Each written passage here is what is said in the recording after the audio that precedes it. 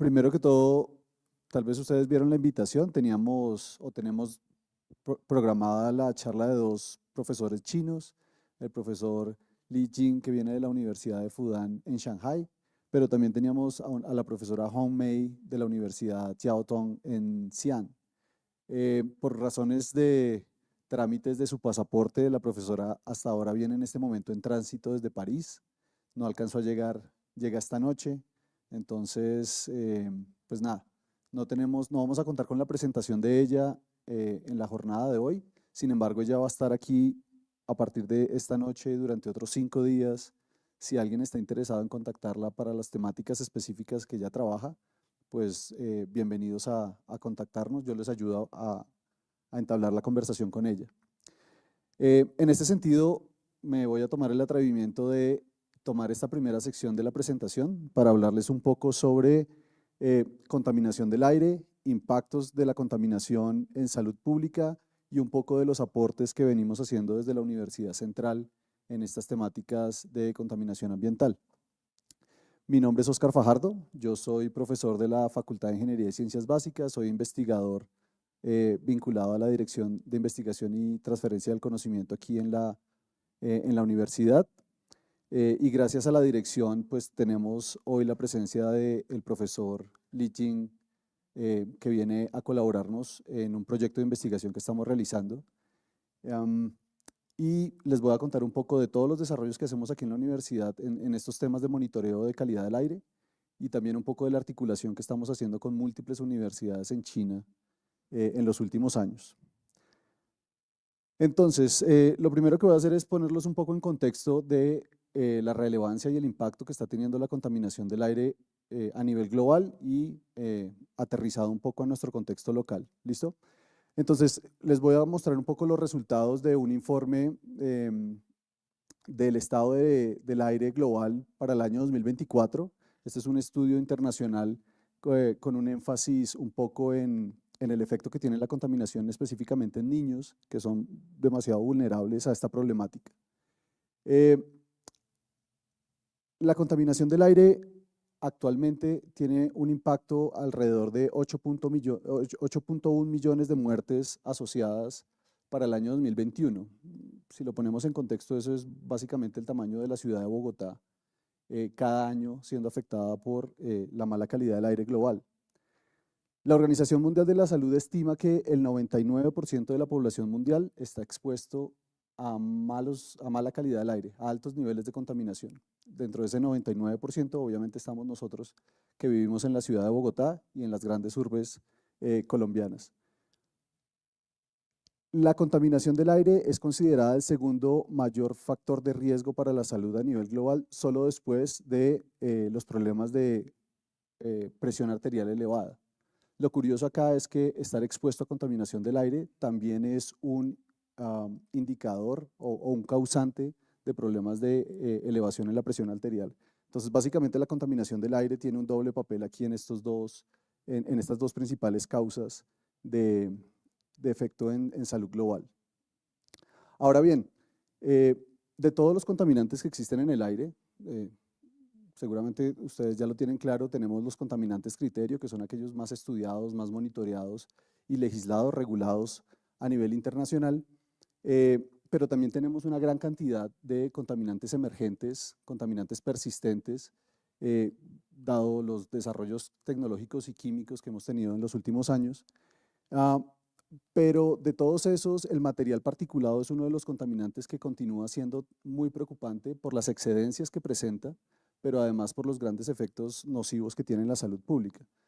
Entonces, se habla de que ese contaminante puede llegar a causar el 58% de las muertes asociadas por exposición a contaminación ambiental y tiene una fuerte relación con las muertes también causadas a nivel intramural, es decir, en ambientes cerrados, en microambientes. Solo un 6% está asociado a otro contaminante, que en este caso sería el ozono, que es un contaminante secundario gaseoso que se encuentra específicamente asociado al smog fotoquímico, ¿cierto? Ahora bien, si nos enfocamos un poco más en el material particulado, específicamente en el PM2.5, La problemática que tiene este contaminante es que muy fácilmente penetra en nuestras vías respiratorias, ¿cierto? Cuando nosotros inhalamos, respiramos aire, nosotros tenemos naturalmente un medio filtrante en la nariz que remueve las partículas más largas, pero la característica del PM10 y partículas menores es que fácilmente puede llegar a penetrar dentro de las vías respiratorias. Entre más pequeña es la partícula, más fácil o más movilidad presenta y le va a permitir alcanzar niveles más profundos en las vías respiratorias. Entonces, las partículas más grandes, hablamos de PM10, PM15, que son partículas gruesas o quedan atrapadas en esta protección natural que tenemos en la nariz o queda atrapada en la parte superior hacia la boca. Las partículas de 10 micrómetros o menos pueden empezar a bajar por el tracto respiratorio y quedar atrapada, por ejemplo, acá en la faringe, en toda esta capa que tenemos protectora de cilios y mucosa, alcanza a remover buena parte de ese material grueso, pero las partículas más pequeñas, entonces ya estamos hablando de PM2.5, PM1 e incluso partículas submicrométricas, logran penetrar hasta bronquiolos y llegar a alvéolos pulmonares. Si recordamos nuestras clases de biología, en los alvéolos pulmonares tenemos el proceso de intercambio de gases, la sangre se oxigena y hace el envío del CO2 para los procesos de respiración celular. Estas partículas que son mucho más pequeñas, hablamos de partículas submicrométricas por debajo de 1 micrómetro y especialmente partículas por debajo de los 250 nanómetros, van a tener la capacidad de traslocarse y pasar de el aire que estamos respirando al flujo sanguíneo. Y ahí vamos a tener el problema de que dependiendo de la composición química que tenga ese material particulado, esas sustancias van a empezar a viajar por nuestro cuerpo y van a estar asociadas a una gran cantidad de enfermedades. ¿De dónde proviene este material particulado que tiene un efecto negativo tan fuerte? Hay diferentes fuentes, tanto naturales como antropogénicas. A nivel urbano, pues obviamente tenemos como principal causante de exposición humana el tráfico vehicular, las industrias y también podemos tener combustión de biomasa tanto en zonas urbanas como en algunas zonas, en la mayoría de zonas rurales. Otra de las problemáticas que podemos tener es resuspensión de polvos, ¿cierto? Ya sea por el flujo vehicular o de fuente natural, podemos tener resuspensión de polvos en el caso, por ejemplo, del desierto del Sahara, que ustedes saben que en algunos periodos del año recibimos influjo de este polvo desértico. Dependiendo de la fuente de donde provenga ese material particulado, pues su composición química va a ser muy variada, ¿cierto? No es lo mismo una partícula de polvo que sale del desierto que una partícula que es emitida desde el exhausto de un vehículo, o una partícula que se forma en la atmósfera como contaminante secundario. Entonces, la toxicidad o el efecto nocivo que va a tener esa partícula va a depender mucho de su origen y de sus características. Existe una estimación de que la exposición global a material particulado está por el orden de 31 microgramos por metro cúbico. Eso es 6 veces por encima el nivel recomendado por la Organización Mundial de la Salud. Aquí les presento una tablita de las guías de calidad del aire que recomienda la Organización Mundial de la Salud en su actualización más reciente, que es la del año 2021, en donde la organización presenta las guías de calidad del aire, que es esta columna que está acá, y también nos da unos objetivos intermedios en el caso de que necesitamos establecer pasos intermedios para un proceso de mejoramiento en la calidad del aire. Lo que quiero que se den cuenta acá es que para el contaminante PM2.5, la guía de calidad del aire nos recomienda 5 microgramos por metro cúbico en una exposición anual y 15 microgramos por metro cúbico en una exposición de 24 horas.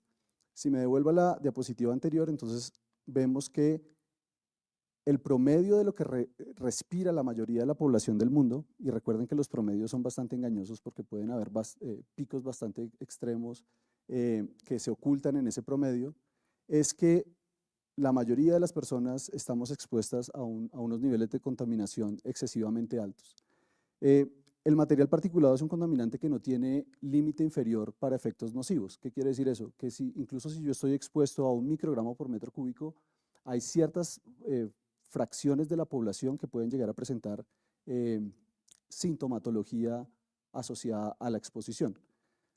Lo que la Organización Mundial de la Salud dice acá es que con estos 5 microgramos por metro cúbico, la gran mayoría de la población no presentaría ningún tipo de sintomatología, no sé, ardor en la garganta o, por ejemplo, las personas que son asmáticas o que tienen enfermedades respiratorias, POC, por ejemplo, enfermedad pulmonar obstructiva crónica, incluso con concentraciones muy, muy bajitas puede llegar a presentar eventos negativos. ¿Listo? Ahora, si hacemos el análisis de cuáles son las fuentes del PM2.5 y cómo está relacionada con las muertes globales, esto con respecto a un informe del 2020, encontramos que el grueso de las fatalidades o de las muertes asociadas al material particulado se presenta es en el ámbito residencial. Aquí tenemos que hacer la diferenciación entre, por ejemplo, lo que pasa en los países desarrollados y en los países en vía de desarrollo. Las condiciones en ambientes domésticos son completamente distintos. Esta gran problemática se presenta sobre todo en países en vía de desarrollo, en donde los métodos de cocción o calefacción que tienen en sus zonas, en sus casas, depende de biomasa, de leña, de carbón. En muchas zonas rurales aún siguen dependiendo de este tipo de materiales para su supervivencia. No sé si ustedes han visto, por ejemplo, hay algunos lugares en la India en donde personas muy pobres ni siquiera tienen recursos o acceso a leña o a carbón y lo que hacen es recoger el estiércol seco que encuentran en las calles y con eso cocinan, ¿vale? Esa es la fuente de energía para poder llevar a cabo sus procesos en casa. Otra de las fuentes importantes es la resuspensión de polvos, que lo vemos, por ejemplo, en los países del cinturón, acá. Lo vemos muy fuerte, sobre todo en los países arábicos, en los países del norte de África, donde tenemos este cinturón de polvos muy fuerte. Ellos tienen altos niveles de exposición a este material mineral. Y de ahí en adelante tenemos las fuentes que normalmente estudiamos, que son la industria, la generación de energía, o las fuentes asociadas a los procesos agrícolas y el uso de fertilizantes y bueno, una cantidad de situaciones asociadas que se presentan ahí. Ahora, les mencionaba yo que una de las poblaciones más afectadas y más vulnerables a la contaminación son los niños menores de 5 años y las personas mayores. El informe habla de una estimación de muertes infantiles para el año 2021 de cerca de 709,000 menores que pierden la vida por culpa de la contaminación del aire. Esa es la segunda causa de muerte, solo seguida después de la malnutrición infantil y materna. De todas estas muertes, el 72% se presenta en los primeros años, es decir, en los primeros 5 años de vida. Este periodo es bastante crítico pues porque el niño o la niña todavía está en proceso de desarrollo fisiológico y neuronal y cognitivo, lo que la hace todavía más sensible. Como ustedes sabrán, la tasa de respiración de un niño es mucho mayor que la de un adulto. Si alguna vez han escuchado, por ejemplo, los latidos del corazón de un niño, el corazón late más rápido que la frecuencia de un adulto. Entonces, la tasa de inhalación de un niño es mayor que la de un adulto comparada con su masa corporal. Entonces, a pesar de que un adulto y un niño puedan estar en la misma situación, en el mismo punto, recibiendo la misma concentración de contaminante, la dosis que recibe un niño es mayor que la que recibe el adulto por esas condiciones de respiración, de tasa de inhalación y de frecuencia cardíaca. Otra cosa que ha ganado cada vez más peso con los estudios epidemiológicos que se han venido realizando recientemente es que la contaminación del aire no solo está asociada a problemas respiratorios y cardiovasculares, sino que hay otra gran cantidad de enfermedades que inicialmente no se veían relacionadas, pero que han indicado fuertes correlaciones. Entonces, sobre todo con la presencia de material particulado con metales pesados, se ha encontrado una relación, por ejemplo, en el riesgo de contraer enfermedades como el Alzheimer, el Parkinson, y está muy relacionado con un aceleramiento, un proceso más rápido de deterioro cognitivo en adultos mayores, especialmente aquellas personas que están muy expuestas a ese tipo de material particulado con metales pesados. Adicionalmente, se ha encontrado una relación con diabetes tipo 2. Pues, la diabetes es este proceso que no somos, ya no tenemos la posibilidad de gestionar el azúcar en nuestro cuerpo bien por los problemas de la insulina y esto. Ha habido una relación evidente entre exposición a material particulado, a contaminantes del aire y a un incremento en la población de la diabetes tipo 2. Un segundo contaminante que también es muy importante y que está muy presente sobre todo en los países desarrollados, porque ellos ya han logrado mejorar los problemas de material particulado, es el dióxido de nitrógeno. Y también hay una fuerte relación entre la exposición a este contaminante con enfermedades cardiovasculares y respiratorias. Ahora, aterrizándolo un poco más a nuestro contexto nacional, el Instituto Nacional de Salud generó un documento, un informe que ya tiene varios años, pero que nos evidencia la carga de enfermedad ambiental asociada a múltiples factores, no solo a contaminación del aire, sino ya vamos a ver a otras variables también. Y lo que nos muestra es que, bueno, para el año 2016 murieron en Colombia cerca de 97.000 personas por 9 enfermedades específicas que ellos analizaron. Sin embargo, la asociación con contaminación ambiental evidenció un total de muertes de 17.549 muertes, ¿vale? Cuando yo discrimino por la causa de muerte relacionada con factores ambientales, que es lo que se presenta aquí en esta tabla, de esas 17.600, redondeándolo, la gran mayoría está asociada específicamente a contaminación del aire. Normalmente yo escucho hablar que Colombia tiene muchos problemas de manejo sanitario de aguas sin tratar, no potabilizadas, pero realmente el impacto que está teniendo en mortalidad los problemas de agua es una fracción bastante pequeña comparado a lo que realmente está causando la contaminación del aire a nivel nacional.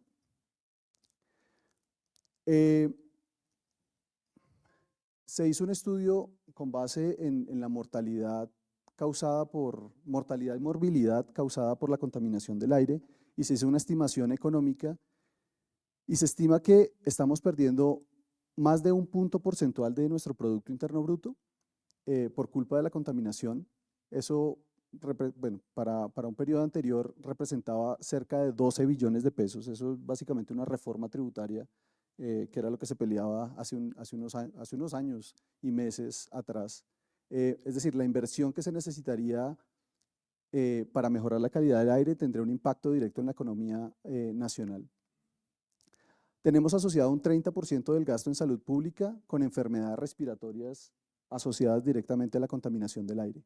Y se estima que reducir el PM2.5 en un 20% reduciría miles de muertes de esas 17.549 y las 15.000 que veíamos relacionadas con temáticas del aire, se verían significativamente reducidas si solamente tenemos una reducción del 20% en el material particulado de 2.5 micras. Entonces, tanto en Colombia como en Bogotá, la contaminación del aire está causando fuertes índices de morbilidad, pero también de mortalidad en nuestro país. Aunque inicialmente el estudio se enfocaba en PM10, como les mostré antes en la figura, entre más pequeño es el material particulado, pues más fuerte va a ser su asociación con efectos negativos en salud pública. Ahora, aterrizándolo a las condiciones de nuestra ciudad, esto es Bogotá, la distribución del material particulado en la ciudad es bastante marcada, enfocada sobre todo en la zona suroccidental y con mucho mejor condición de PM2.5 en la zona nororiental de la ciudad. Esto refleja muy bien una situación que se encuentra internacionalmente y es que las personas con menores recursos económicos están más expuestos a contaminación del aire, mucho más asociado a material particulado. el término que normalmente trabajamos como justicia ambiental. Los impactos son desproporcionados dependiendo del nivel socioeconómico de las personas. Entonces, este es el sector más afectado en Bogotá por altos niveles de concentración de material particulado, tanto de PM10 como de PM2.5. Aquí podemos ver los resultados para el año 2023. Por ejemplo, en la localidad de Fontibón llegamos a exposición de PM10 o de concentración promedio en 33.2 microgramos por metro cúbico, mientras que el límite permitido es de 50 microgramos por metro cúbico. En el caso de la localidad de Kennedy, que es una de las más densamente pobladas de Bogotá, tenemos concentraciones de 21.9 microgramos por metro cúbico. Estos son promedios diarios. Si recuerdan la tablita que les mostré de la OMS, recomienda que sea solo de 15 microgramos por metro cúbico. Entonces aquí tenemos excedencia significativa. Y incluso para un contaminante que no es muy problemático en nuestros contextos, tenemos excedencias en ozono en 188 eventos que se presentaron para la localidad de Fontibón. Cuando miramos el progreso que se ha tenido entre el año 2023 y el año 2024, vemos aquí la línea roja que nos indicaba que solo la estación de móvil 2, esto es una estación móvil, no es una estación de las fijas del sistema de vigilancia de calidad del aire, era la única que presentaba excedencias. Para el año 2024 ya tenemos 2 estaciones que están con excedencia y esta está muy cercana al límite esperado. Entonces realmente no hubo un progreso de mejora entre 23 y 24, sino que encontramos que pues, otras 2 estaciones están entrando en el límite. Para el caso del PM2.5, entonces esta es la figura de PM2.5, la mayoría de las estaciones o la totalidad de las estaciones que se relacionaron en el informe están por debajo del límite permitido. Para el año 2024 ya se reportó que Carvajal Sevillana estaba superando el estándar de los 25 microgramos por metro cúbico.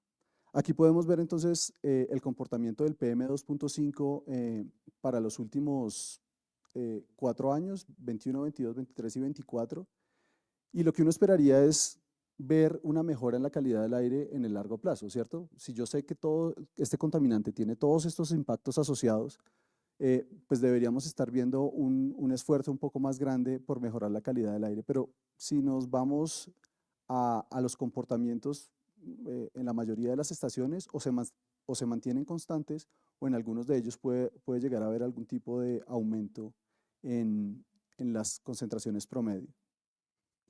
Ahora, esta información que les he mostrado sobre los impactos en salud y las concentraciones que se presentan, por ejemplo, en la ciudad o en el país, provienen de los resultados de los monitoreos que se hacen a nivel nacional y a nivel local en los sistemas de vigilancia de calidad del aire. El problema que tenemos es que los sistemas de vigilancia están muy focalizados hacia las zonas urbanas, pues a las mayores zonas urbanas, pero hay grandes partes del territorio nacional que no cuentan con ningún tipo de información de reporte de calidad del aire. Entonces puede haber unos vacíos bastante grandes en esos resultados de impactos en salud pública. Entre el año 2020 y 2021 hubo una disminución en el número de, bueno, esta es la evolución del número de sistemas de vigilancia de calidad del aire, ¿vale? Entonces, aunque tuvimos un periodo de aumento de mayor implementación y construcción de estaciones de monitoreo, hacia los últimos años se ha venido viendo una disminución de la aplicación de estos sistemas de vigilancia, aunque sí hemos tenido un aumento en el número de estaciones fijas y la reducción de estaciones indicativas. De forma global, el número de sistemas de vigilancia había venido disminuyendo. Eso nos lleva a que tengamos, como lo reporta el IDEAM en los informes de calidad del aire anual para el país, tenemos varios municipios que deberían tener sistemas de vigilancia de calidad del aire y que no los tienen implementados en este momento, o municipios que deberían tener un mejor sistema de monitoreo de calidad del aire, es decir, un poco más robusto, mayor número de estaciones o con una frecuencia de monitoreo mayor y no lo están realizando. Entonces realmente tenemos un gran vacío de información de la calidad del aire actualmente en nuestro país. En este sentido, desde hace varios años se han venido desarrollando unas nuevas tecnologías que permiten complementar la vigilancia de la calidad del aire a nivel global. Este documento, que salió en el año 2020 de la Organización Mundial Meteorológica, habla de la utilización de unos dispositivos de bajo costo, se conocen como sensores de bajo costo, para la medición de la composición atmosférica. Este documento, pues lo que trata de evidenciar es que estos nuevos dispositivos que se están volviendo omnipresentes en muchas partes del mundo, tienen unas ventajas que hay que saber explotar, pero también tienen unas limitaciones importantes que tenemos que conocer para poder manejarlas. Entonces, según el informe de la Organización Mundial de la Salud, la definición de sensores de bajo costo es que son dispositivos compactos y de bajo consumo energético que permiten el monitoreo ambiental a menor costo. Son utilizados, la aplicación que se le ha dado recientemente es en la evaluación de exposición personal, es decir, ya no tenemos que tener un equipo en una zona específica de la ciudad y tratar de inferir, de acuerdo a lo que está reportando esa estación, qué es lo que está respirando la población alrededor de la ciudad, sino que ya podríamos con estos equipos tener que cada persona tuviera su propio equipo de monitoreo y evaluar directamente la exposición a los contaminantes del aire. También ha sido muy utilizado en esta temática de proyectos de ciencia ciudadana, sobre todo tiene un componente muy fuerte de educación ambiental. Los temas de contaminación del aire pueden ser algo etéreos para personas que no tienen formación técnica o científica, y los sensores de bajo costo ayudan a visualizar, a aterrizar esos conceptos que pueden ser un poco difíciles de asimilar. La contaminación del aire es difícil verla, ¿cierto? Nosotros nos acostumbramos al ambiente en donde estamos, pero si ustedes, por ejemplo, aterrizaran esta tarde en Nueva Delhi, seguramente se darían cuenta de los altos niveles de contaminación que hay en esa ciudad, porque es muy diferente al ambiente en el que ustedes viven. Pero si, por ejemplo, viniera una persona de Noruega o de Suecia, donde los niveles de concentración de contaminantes son muy bajos, y llegara a Bogotá, muy rápidamente percibiría que tiene niveles más altos de contaminación. Nosotros nos acostumbramos al medio ambiente en el que estamos, entonces dejamos de percibir la contaminación y lo vemos como algo normal. Entonces, estos dispositivos son bastante útiles desde el punto de vista de que es un indicador que me permite ver en tiempo real los niveles de contaminación a los que estoy expuesto. Entonces, presentan diferentes ventajas, son muy económicos. En una estación de referencia estamos hablando de 3 órdenes de magnitud, incluso más de diferencia económica. Son supremamente portables, como les decía, una persona se puede ubicar uno de estos monitores en el hombro. Hay experiencias, por ejemplo, en Europa, en donde a los niños se les pone un monitor de bajo costo en su maleta y se les hace el seguimiento de la exposición al material particulado en el transcurso desde su casa hasta el colegio y del colegio a la casa, y lo que pasa dentro del mismo salón de clase.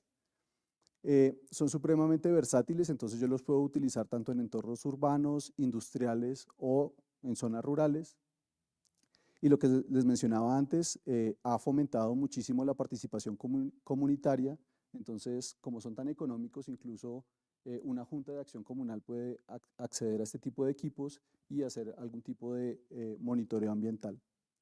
El problema es que si no se manejan apropiadamente y si no se entiende la operación, el funcionamiento de estos equipos, pues puede llevar a generar información errónea y a pues, complicar los relacionamientos entre la población y las autoridades, ¿cierto? Entonces, estos equipos se caracterizan por tener una menor precisión y una menor sensibilidad que las estaciones de referencia, los equipos de referencia, y son muy sensibles a condiciones ambientales como humedad y temperatura. Entonces, yo necesito conocer que el equipo que estoy manejando tiene unas variaciones en sus resultados dependiendo de la temperatura y la humedad en la que yo lo ubique. También tienen una vida útil bastante limitada. Normalmente se habla entre 1 a 5 años. Aquí nosotros, más adelante les voy a mostrar los resultados de unos estudios que hemos hecho. A los 2 años, 3 años, el equipo casi que queda inservible y hay que renovar o hay que adquirir nuevos sensores para seguir la operación. Por estos problemas de menor precisión y sensibilidad, necesitamos obligatoriamente, esto es impajaritable, tener calibraciones frecuentes. Entonces, lo ideal es que cada 6 meses estos equipos se pongan o se comparen con instrumentos de referencia para asegurar que yo hago las correcciones adecuadas. Y otro problema que se ha encontrado, aquí tenemos una gran variedad de industrias, empresas que generan este tipo de equipos, se ha encontrado una gran variabilidad en el rendimiento. Entonces, incluso se ha visto que una misma empresa que produce un equipo específico, si yo compro 2 equipos de la misma clase que fueron básicamente construidos simultáneamente, pueden presentar resultados distintos de concentración del contaminante que están midiendo. Entonces ahí también eso ha generado una gran cantidad de ruido y de inseguridades en el uso de estos sensores de bajo costo. La Organización Mundial Meteorológica entonces habla de que actualmente se utilizan principalmente para el seguimiento de material particulado y de algunos gases criterio, pero ellos ven unas futuras aplicaciones con estos sensores de bajo costo para el seguimiento de, por ejemplo, gases de efecto invernadero, hacer seguimiento de dióxido de carbono, metano y otras sustancias como compuestos orgánicos volátiles que pues, tienen unas dificultades en el desarrollo de estas tecnologías, pero que posiblemente a futuro podamos solventar las dificultades que tienen. Sobre las aplicaciones emergentes, entonces, continuar con el uso de estos sensores de bajo costo para fomentar la ciencia ciudadana y la concientización pública de los temas de contaminación del aire, aumentar los estudios de exposición personal, es decir, realmente ya poder medir a nivel de microespacios, microambientes, qué es lo que estamos respirando los ciudadanos en las grandes urbes, pero también en la zona rural.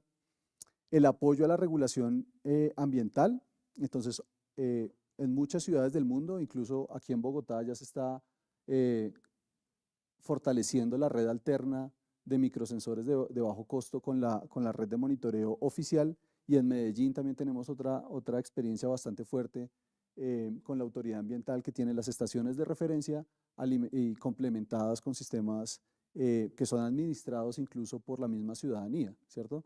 Que se vinculan muy fuerte en estos temas de monitoreo de calidad del aire. Y finalmente, otra opción de aplicación podría ser el monitoreo en zonas industriales y remotas, lo que permite contar con información en lugares que normalmente son de difícil acceso para los equipos de referencia. ¿Qué desafíos presentan estas tecnologías? Falta estandarización. Entonces, estas tecnologías se han venido desarrollando en Estados Unidos, en Europa, en Asia, pero no existe un protocolo como sí existe, por ejemplo, en el caso de los instrumentos de referencia, no existe una estandarización para validar el desempeño de estos equipos. La EPA de los Estados Unidos presentó un protocolo en el año 2021 que es como el más extendido, pero realmente eso no se ha apropiado en todas partes del mundo. Entonces hay todavía unas diferencias cuando yo trato de hacer intercomparación en múltiples regiones.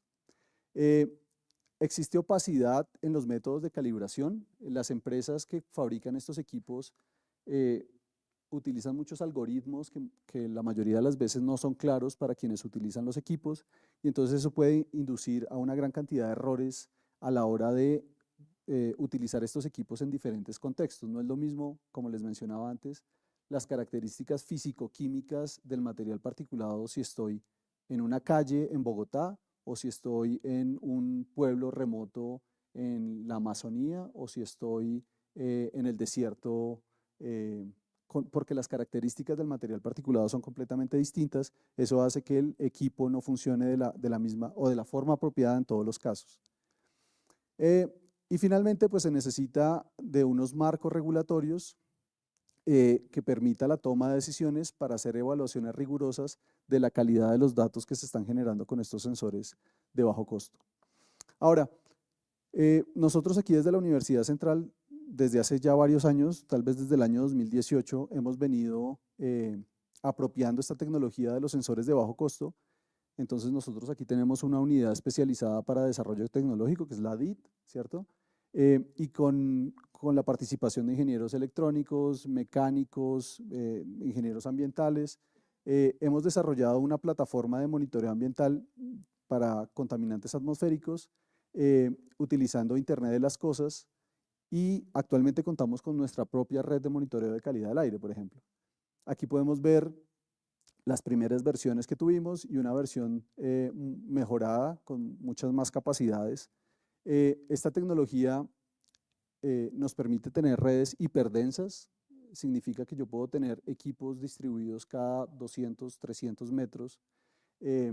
Yo básicamente podría tener un equipo en cada esquina de la ciudad para hacer monitoreo hiperdenso de las variables ambientales. Nosotros utilizamos una tecnología que se llama LoRaWAN. Muchos de los equipos comerciales utilizan Wi-Fi, utilizan telefonía celular, las SIM cards para transmitir sus datos. Nosotros tenemos una red que es mucho más potente desde el punto de vista que yo solo necesito uno de las antenas, eso se llama un gateway. Solo esta antena tiene que estar conectada a internet, y los demás equipos yo puedo llegar a tener 1000 monitores de calidad del aire distribuidos por toda la zona. Ellos no necesitan ningún tipo de conexión a internet, simplemente ellos transmiten la información a esta antena, a este gateway, y él la centraliza en el servidor que yo quiera. Esta es la distribución que tenemos aquí en la universidad. Entonces estamos ubicados en el centro de Bogotá. Esta es la tercera, la 19, no, esta es la tercera, la décima, y entre la 26 y la 19 tenemos distribuidos nuestros equipos de monitoreo, y aquí en este edificio, en la terraza, contamos con un gateway que nos da una cobertura de más o menos 7 kilómetros a la redonda. En 7 kilómetros a la redonda yo puedo poner hasta 1000 sensores para hacer seguimiento de las variables ambientales, y la plataforma lo sostendría. Aquí les presento algunos resultados de lo que obtuvimos durante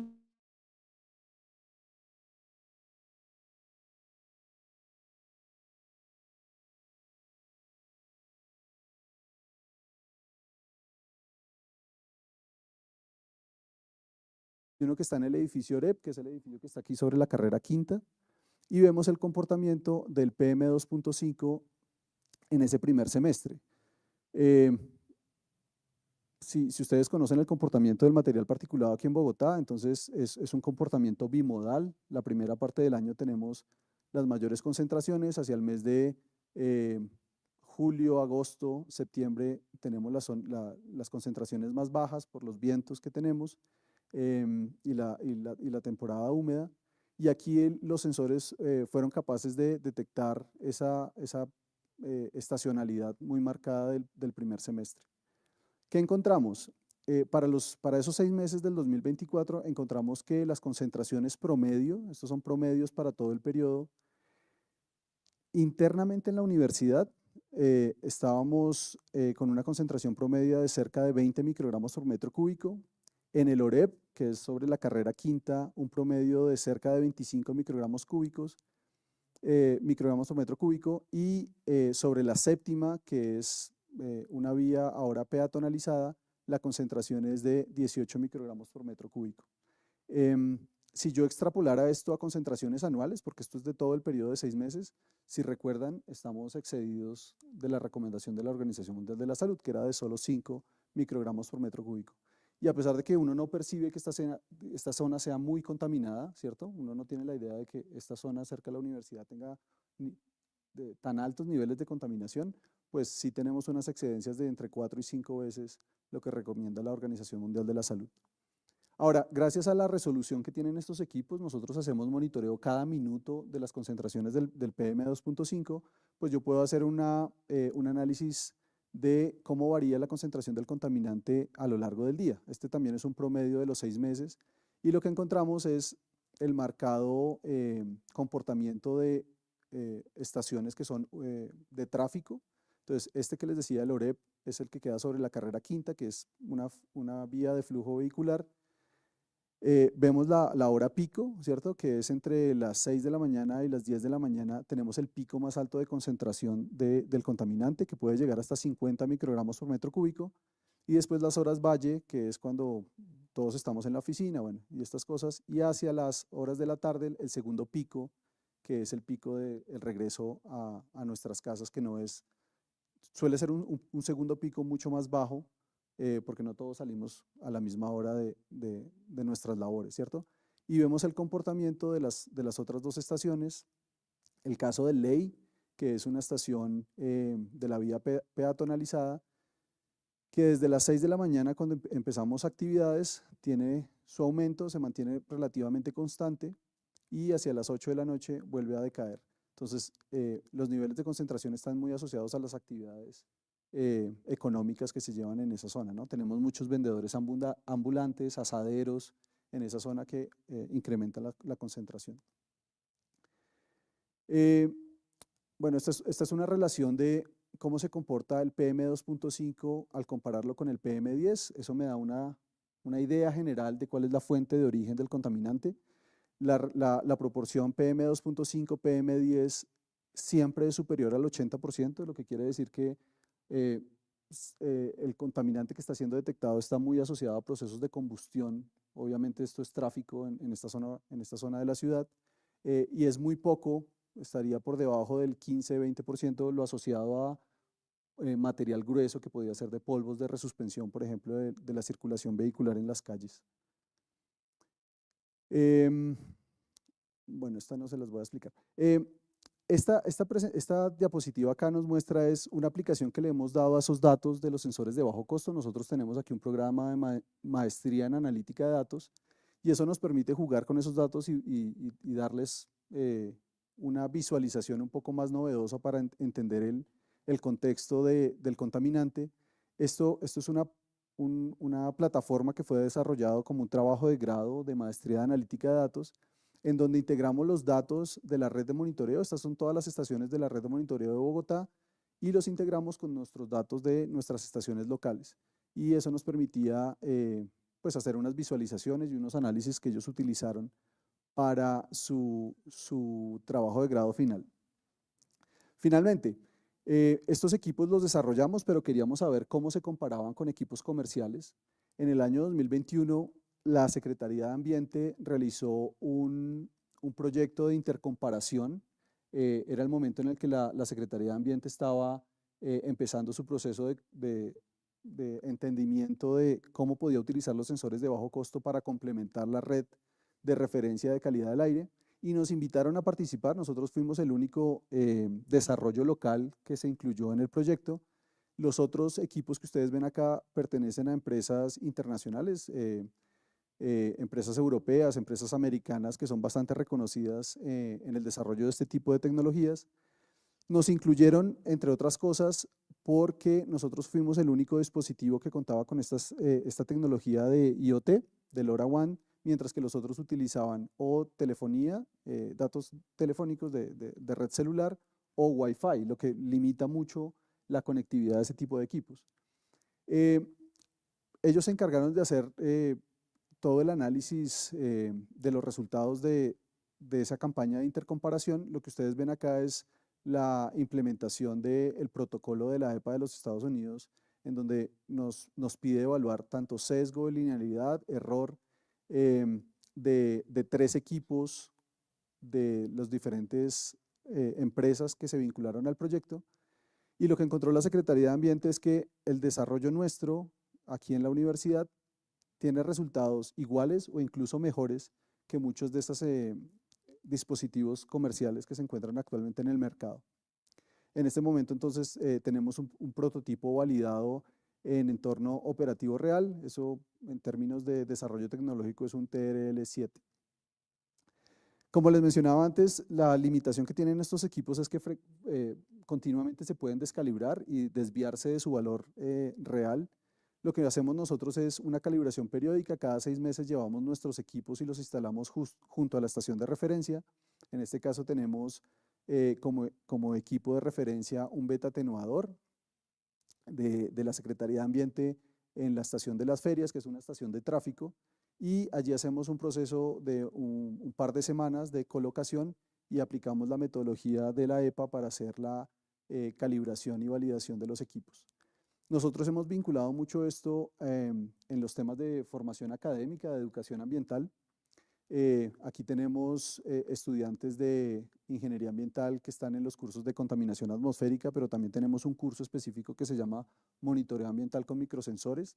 en donde ellos construyen un pequeño microsensor y aprenden toda la metodología para la validación de estos equipos en campo. Este es el protocolo que les digo que aplicamos, es un protocolo que salió por allá en el año 2021 de la EPA, que nos define las métricas y los valores objetivos que se tienen que tener para este tipo de equipos en términos de material particulado fino, de PM2.5, en donde evaluamos precisión, sesgo, linealidad y el error. Y con eso nos da un valor objetivo, y si cumplimos con estos parámetros que están acá, aseguramos que el desempeño de esos sensores es apropiado. ¿Listo? Finalmente, también tenemos unos desarrollos para interiores. Durante la pandemia, viendo los problemas de ventilación y de transmisión del virus, con esta misma unidad de desarrollo tecnológico tenemos unos desarrollos que nos permiten evaluar calidad del aire en interiores y, utilizando CO2 con infrarrojo no dispersivo, hacer una estimación de las tasas de ventilación que tenemos en los espacios cerrados. Eso lo hemos asociado con modelamiento en las aulas de clase. También tenemos procesos de validación de los equipos para asegurar el buen desempeño de ellos. Eso era todo lo que yo tenía que contarles. Les agradezco mucho el espacio. No sé si tenga alguien alguna pregunta o comentario. Listo. Por ahora podemos salir un momento a tomar un refrigerio, y en la segunda sesión vamos a escuchar la presentación del profesor Li Jing de la Universidad de Fudan. ¿Listo? Gracias.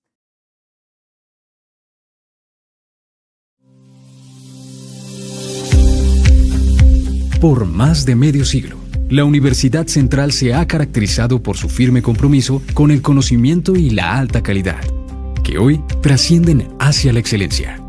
Su permanente reflexión sobre el papel de la educación superior en el desarrollo cultural, social, económico, científico y tecnológico de nuestro país se ha materializado en la constante promoción del actuar ético, el fortalecimiento de la equidad, el respeto a la diferencia y la participación ciudadana.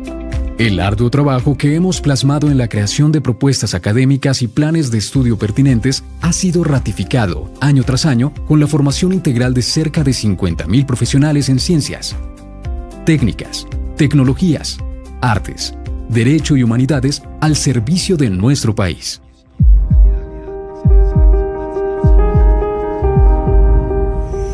Hoy, arraigados en esa experiencia, dirigimos la mirada hacia el futuro con confianza y optimismo, y planteamos una nueva visión acorde con los enormes retos que se avecinan.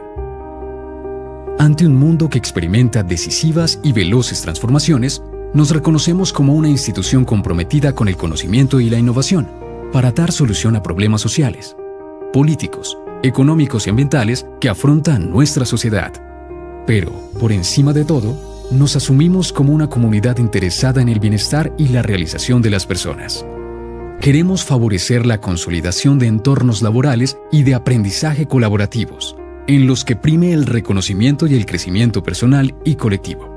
Buscamos ser una institución centrada en las personas que la conforman, en sus vínculos, un lugar donde coincida el proyecto de vida personal con el proyecto institucional, para sentirnos cada vez más orgullosos de ser unicentralistas.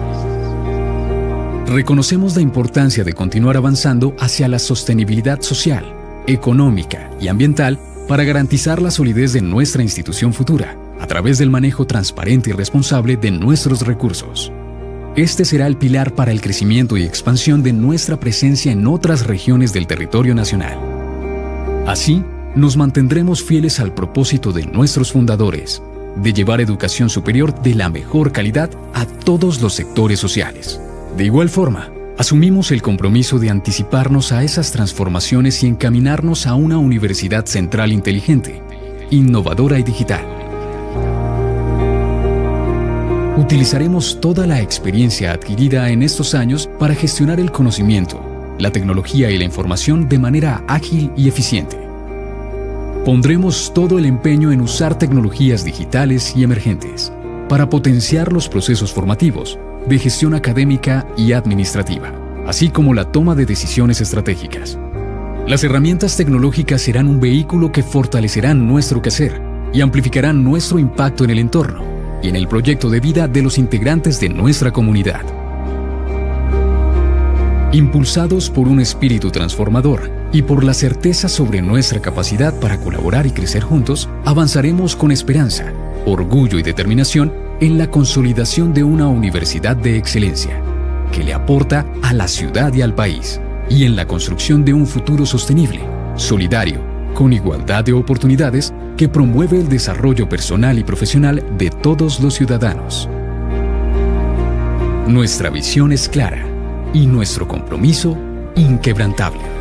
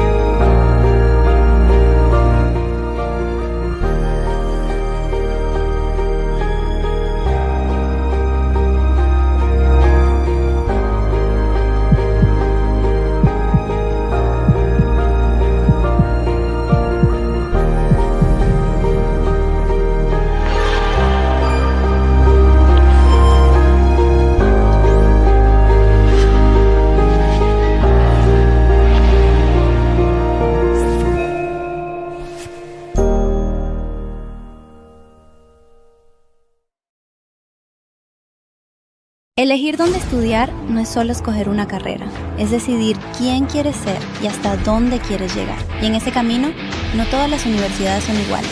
Hay universidades y hay toda una central. Una central que no solo te forma, te transforma, que no solo te enseña, te conecta, que no solo entrega títulos, abre puertas. Aquí no eres un número, eres el centro, porque todo gira en torno a tu talento, tu propósito y tu visión del mundo.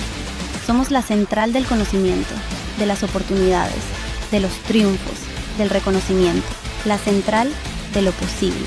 Aquí, el aprendizaje se encuentra con la acción, la cultura con la innovación, el sueño con el camino. Haz parte de toda una central.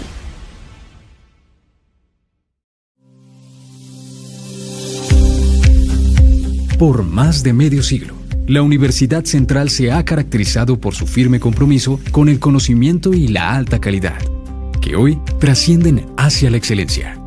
Su permanente reflexión sobre el papel de la educación superior en el desarrollo cultural, social, económico, científico y tecnológico de nuestro país se ha materializado en la constante promoción del actuar ético, el fortalecimiento de la equidad, el respeto a la diferencia y la participación ciudadana.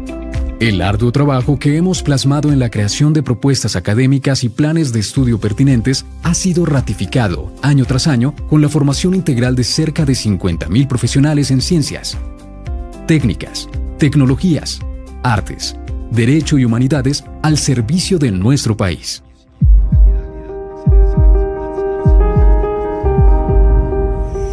Hoy, arraigados en esa experiencia, dirigimos la mirada hacia el futuro con confianza y optimismo y planteamos una nueva visión acorde con los enormes retos que se avecinan.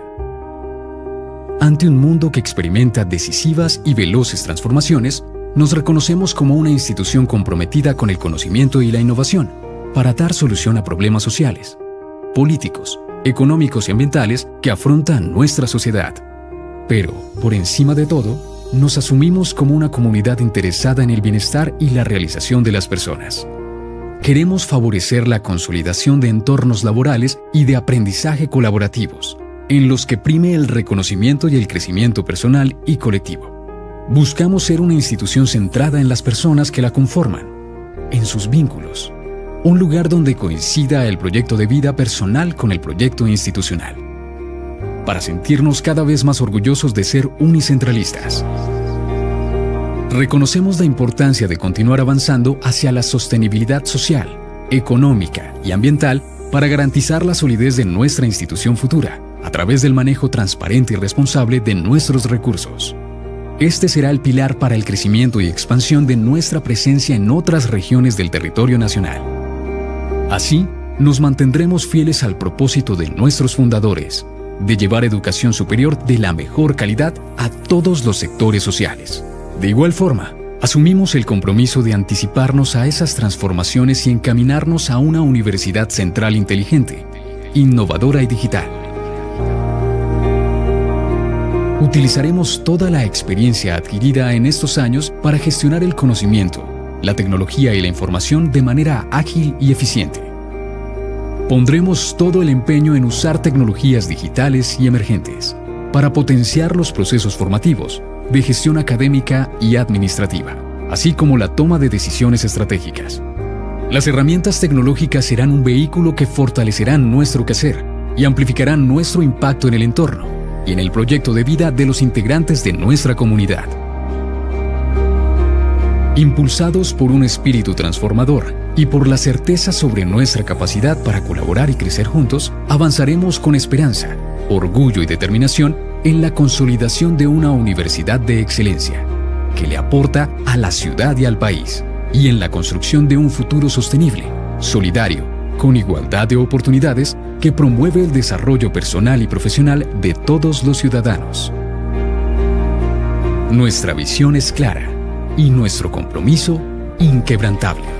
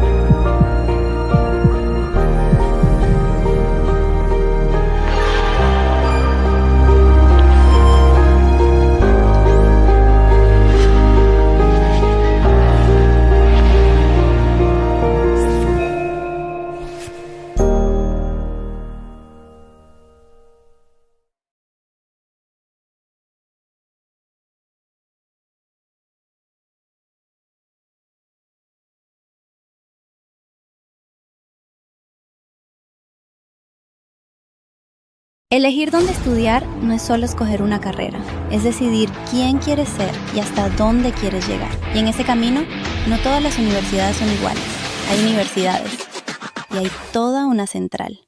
Una central que no solo te forma, te transforma, que no solo te enseña, te conecta, que no solo entrega títulos, abre puertas. Aquí no eres un número, eres el centro, porque todo gira en torno a tu talento, tu propósito y tu visión del mundo. Somos la central del conocimiento, de las oportunidades, de los triunfos, del reconocimiento, la central de lo posible. Aquí, el aprendizaje se encuentra con la acción, la cultura con la innovación, el sueño con el camino. Haz parte de toda una central.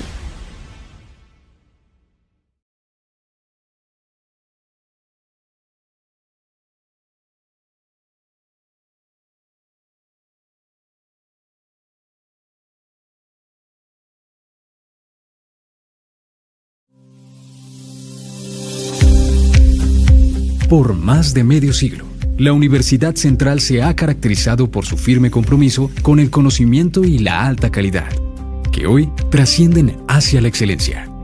Su permanente reflexión sobre el papel de la educación superior en el desarrollo cultural, social, económico, científico y tecnológico de nuestro país se ha materializado en la constante promoción del actuar ético, el fortalecimiento de la equidad, el respeto a la diferencia y la participación ciudadana.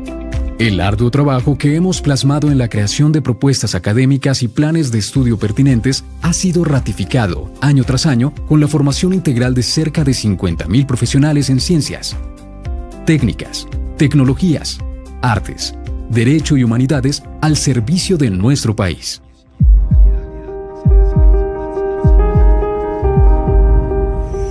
Hoy, arraigados en esa experiencia, dirigimos la mirada hacia el futuro con confianza y optimismo y planteamos una nueva visión acorde con los enormes retos que se avecinan. Ante un mundo que experimenta decisivas y veloces transformaciones, nos reconocemos como una institución comprometida con el conocimiento y la innovación para dar solución a problemas sociales, políticos, económicos y ambientales que afrontan nuestra sociedad. Pero, por encima de todo, nos asumimos como una comunidad interesada en el bienestar y la realización de las personas. Queremos favorecer la consolidación de entornos laborales y de aprendizaje colaborativos, en los que prime el reconocimiento y el crecimiento personal y colectivo. Buscamos ser una institución centrada en las personas que la conforman, en sus vínculos, un lugar donde coincida el proyecto de vida personal con el proyecto institucional, para sentirnos cada vez más orgullosos de ser unicentralistas. Reconocemos la importancia de continuar avanzando hacia la sostenibilidad social, económica y ambiental para garantizar la solidez de nuestra institución futura, a través del manejo transparente y responsable de nuestros recursos. Este será el pilar para el crecimiento y expansión de nuestra presencia en otras regiones del territorio nacional. Así, nos mantendremos fieles al propósito de nuestros fundadores, de llevar educación superior de la mejor calidad a todos los sectores sociales. De igual forma, asumimos el compromiso de anticiparnos a esas transformaciones y encaminarnos a una universidad central inteligente, innovadora y digital. Utilizaremos toda la experiencia adquirida en estos años para gestionar el conocimiento, la tecnología y la información de manera ágil y eficiente. Pondremos todo el empeño en usar tecnologías digitales y emergentes para potenciar los procesos formativos, de gestión académica y administrativa, así como la toma de decisiones estratégicas. Las herramientas tecnológicas serán un vehículo que fortalecerán nuestro quehacer y amplificarán nuestro impacto en el entorno y en el proyecto de vida de los integrantes de nuestra comunidad. Impulsados por un espíritu transformador y por la certeza sobre nuestra capacidad para colaborar y crecer juntos, avanzaremos con esperanza, orgullo y determinación en la consolidación de una universidad de excelencia que le aporta a la ciudad y al país, y en la construcción de un futuro sostenible, solidario, con igualdad de oportunidades que promueve el desarrollo personal y profesional de todos los ciudadanos. Nuestra visión es clara y nuestro compromiso inquebrantable.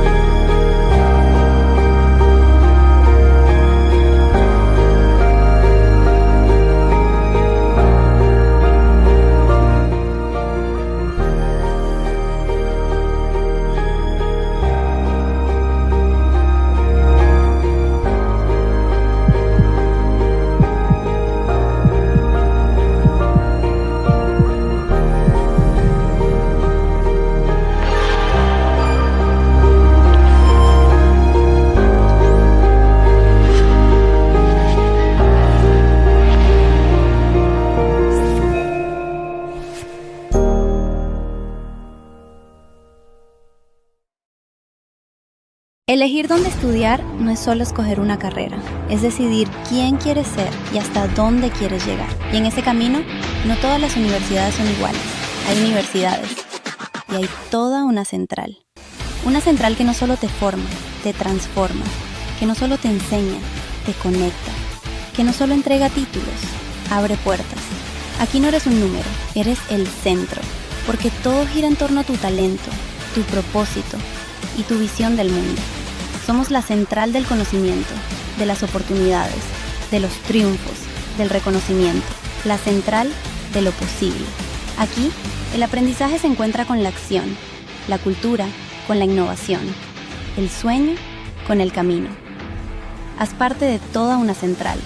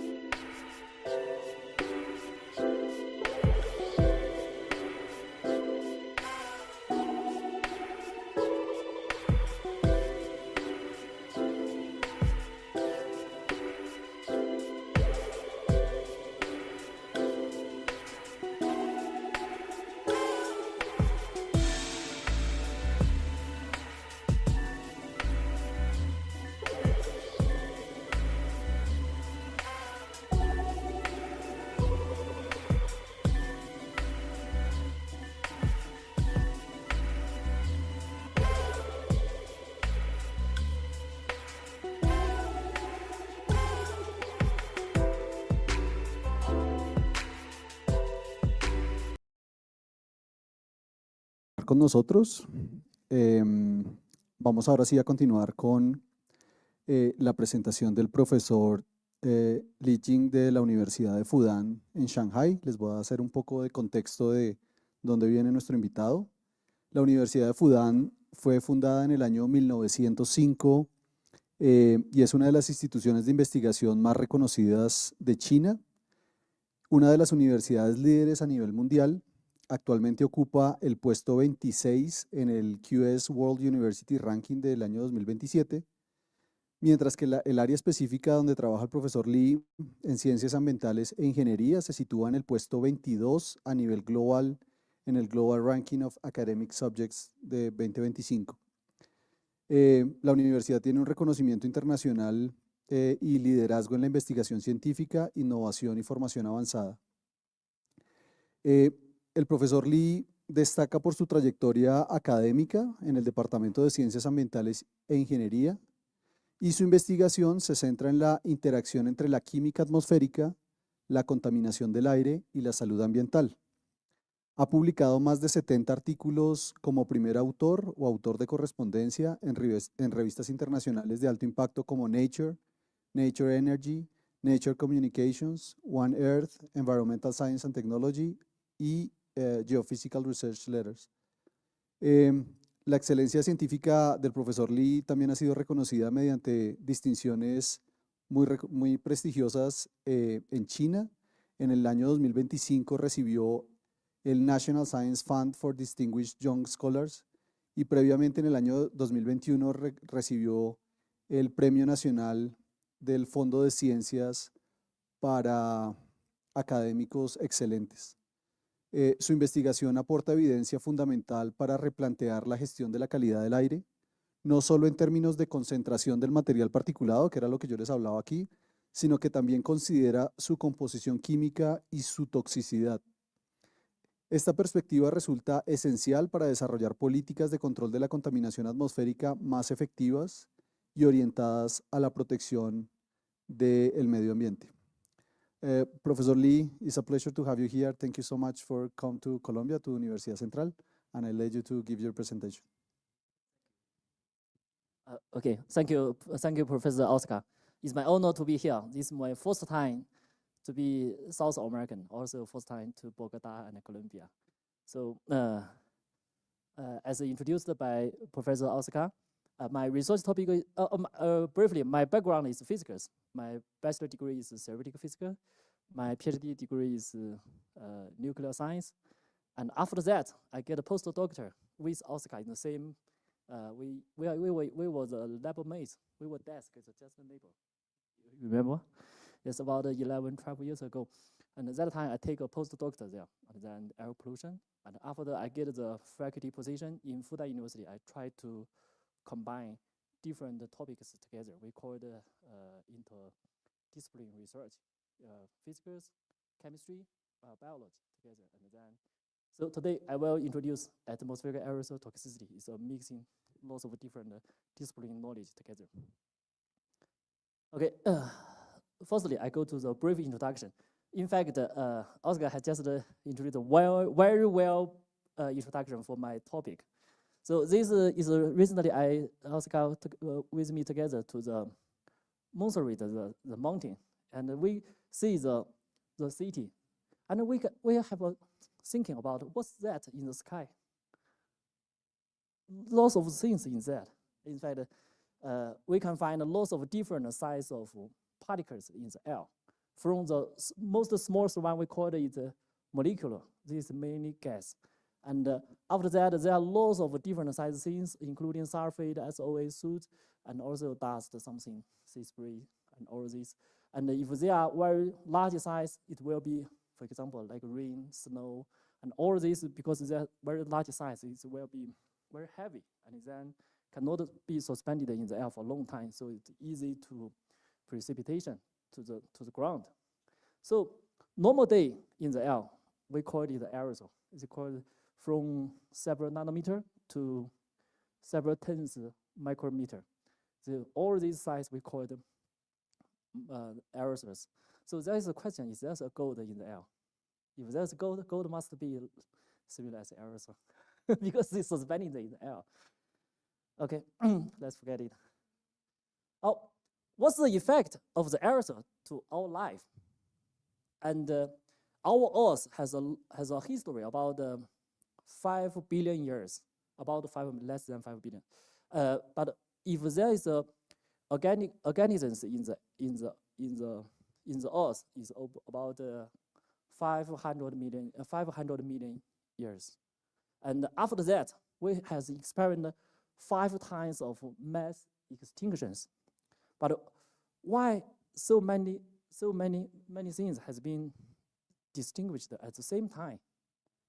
Lots of scientists has been research on this, and there are lots of important papers in Nature and Science on this topic. And at least in the recent 3 times, recent research result to think about the air pollution, maybe is the key parameters to make this extinction. Okay, in the recent 3 extinctions, the most recent one we call the dinosaur extinction. This one has been explained because there is an asteroid impact Mexico Bay, and then lots of the aerosols will be suspended from soil to the air, and inside in this soil, lots of sulfate, and this sulfate will oxidize to be very acid. This acid, when they deposit to the water, to the ocean, to the soil, everything became. So the pH value will become very low. Lots of the animals and the plants has been dead. So this is explained, most well explained for only this recent case. The previous 4 cases is nowadays explained not so good, but lots of people still research on this. So we can see air pollution is most important to all the living things on the Earth's surface. Okay, and about 60 million years ago, after the dinosaur extinction, then human slowly to show in the Earth. About in fact, about 1 million years ago, people know how to use the fire, and after about 800,000 years later, people know how to control the fire. Because, for example, we play here, we use it to burn something. That's a very recent thing, about 200,000 years. And after that, when we use fire, then the air pollution happens. When we use fire, it's always close to us. Okay, later, about 13,000 years ago, we have the agriculture, because there is a very cold time. Because of that's the reason, also because of climate. We call it climate change. So climate change, the reason is because of the aerosols. Okay, after about 13,000 years ago, then the temperature slowly to warm, and then people try to burn the grass and the plants on the earth, and then they try to use the fire to fire it, and then new plants will growing up. We call it agriculture. Okay. We mainly use fire to do the agriculture. Even nowadays, recently we go to Colombia, some people still use fire to burn the land, and then use the land to plant new things. So, and we call this agriculture time. And about 250 years ago, industry time come. We call it industry revolution. And then this is very different from the old time, because we use lots of the coal, lots of the carbon. That is previously, they were under the earth, but we take it out and then burn it, and then we release a lot of things to the air. Okay, so that's the question: why is the coal and the oil under the ground? That is because of this time. Because this time, lots of living things have died, then buried in the underground. Nowadays, we take them from the underground to the surface and then burn it. Then we generated more carbon and more pollutants in the air. Okay, and for example, England is the first country have the industry revolution, and they experienced the heaviest air pollution in the history. After the Second World War, in 1952, UK experienced great smoke. Yeah, in great smoke, in that month, about 4,000 more than, and comparing to the history, the same winter, the 4,000 more people dead, and that winter. So they find, oh, the air pollution can kill people. Okay, after that moment, the different government realized that environmental issue is really matters to our health. So they try to start to control air pollution. So for example, firstly, the UK, the USA, they stand to set up their control plan. We call it clean air action. For different states, they control, these have these laws. Okay, recently China, because China a long time is the agriculture time, and only recently we have the industry, and then we find that air pollution in China is also very heavy. So China also launched this clean air action in long time later than that. Okay, so on the Earth, we have 3 stages to experience the air pollution. First is just nature events. They control the Earth system to control all the living things on the surface of the Earth. And the second stage is that the human start to use the fire to burn something, and then increase the air pollution. It's very different from the nature events. Then we change our environment, change our air. And after the Second World War, people realized that, oh, the industrialization process can generate air pollution. We should control our behavior. That is air pollution control. Clear? Okay, this is just Oscar just introduced this. So why air pollution important? And we use lots of statistical methods to try to find the association between air pollution and health. People find that in each year, the air pollution is the second reason for people to death. It's higher than smoking, than your food and drink, and these bad things. So, and it can highly related with stroke, COPD, and especially the problem with our breath system and our blood system, these 2 systems. And also some recent research about the Alzheimer's disease we just introduced. Yeah, we also published 1 paper on this topic. Okay, when people can change the environment, it finds that lots of parameters, the air is more important than water, than soil, and than all other exposure things. All these total, the people death from this is less than this 1 single reason. So air pollution is the most important exposure to our health, the most important factor. So if you select this topic, it's a smart choice. Okay. Okay, this is a famous curve for that. We call it exposure response curve. It means that even the PM2.5 concentration to be very low is also related to the health, to the negative to the health. So Oscar just introduced for WHO, they always tied their standard for the ambient air pollution. So even very low also needed to control. But we should think it is that this curve is the performance the same to all different countries, to all different people, because we are Asian people, the South American people. The exposure response the same? That's the question. Okay. Recently, one of my students tried to separate of them. For this high income country, for example, Europe, USA, their curve like this. For the low income country, for example, Africa, China, maybe some South American countries, we find that the curve is a little different. For example, in low income country, even low concentration may be higher toxicity. The performance is not exactly the same. This is for global average. This is for high income country. This is for low income country. They're different. We are breathing different air. Even the PM2.5 is the same. Okay. Let's try go more deeply on this. This is one paper about 2019 in Nature. There is a comments on this.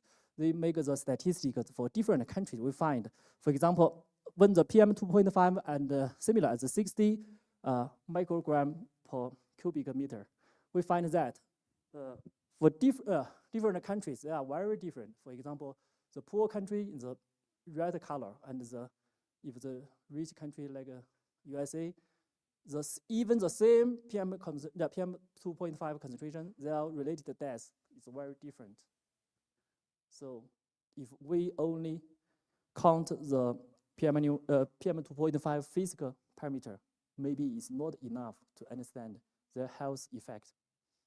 Okay, one Hong Kong professor, he's my very good friends. He did this experiment, used the cell line to make the exposure estimate. It finds that use the same method to collect the PM 2.5 from Beijing and Guangzhou. The two cities very far, maybe Mexico to Bogota, the distance, very far distance. These two countries, two cities. You can find that for the same PM 2.5 concentration, their toxicity is very different, and they related to their chemical composition in the PM. Okay, so the toxicology and they can explain the diverse of the epidemiology. Okay, for in the WHO and lots of statistics, they have an assumption for this. They think for the PM 2.5, for different emission source, they should be the same. But in the first slide, I show that even in the Bogota city, and then the PM 2.5, their size is different. This is the physical parameter.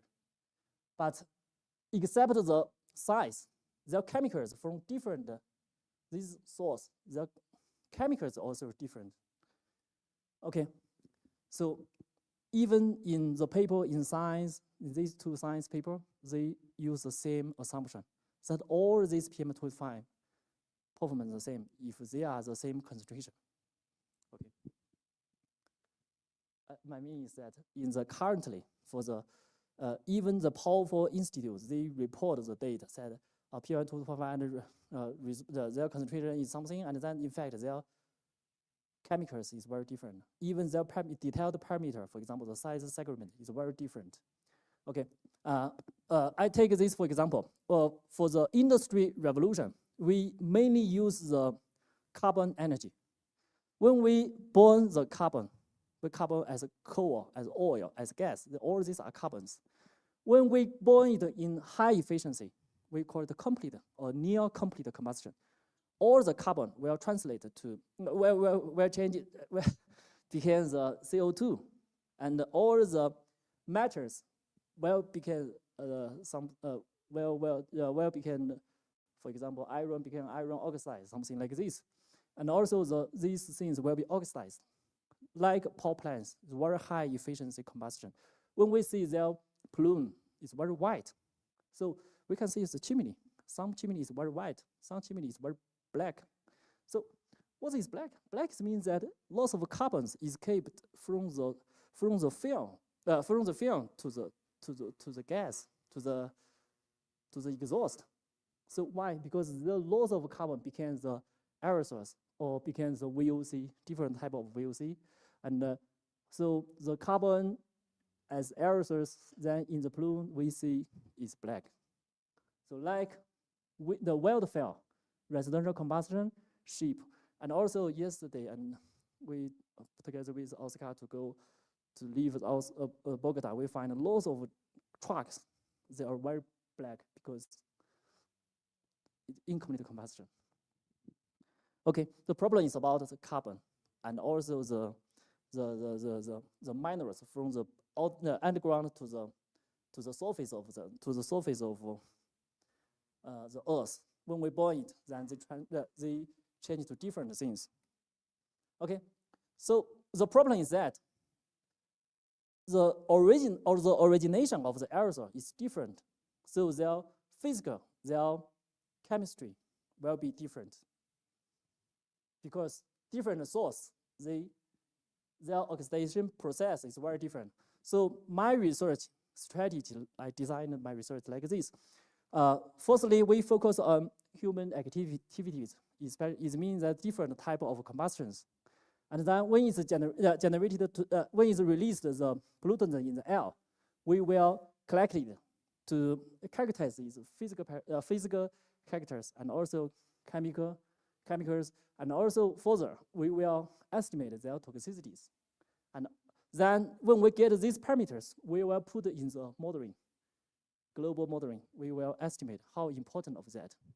So, and also we can put the population density on the Earth, and then we can estimate, oh, how about people exposure to which source, how important of it. So we can use the exposure data, we call it health effects, to our human self health, to control the human activities. This is the research map of my lab.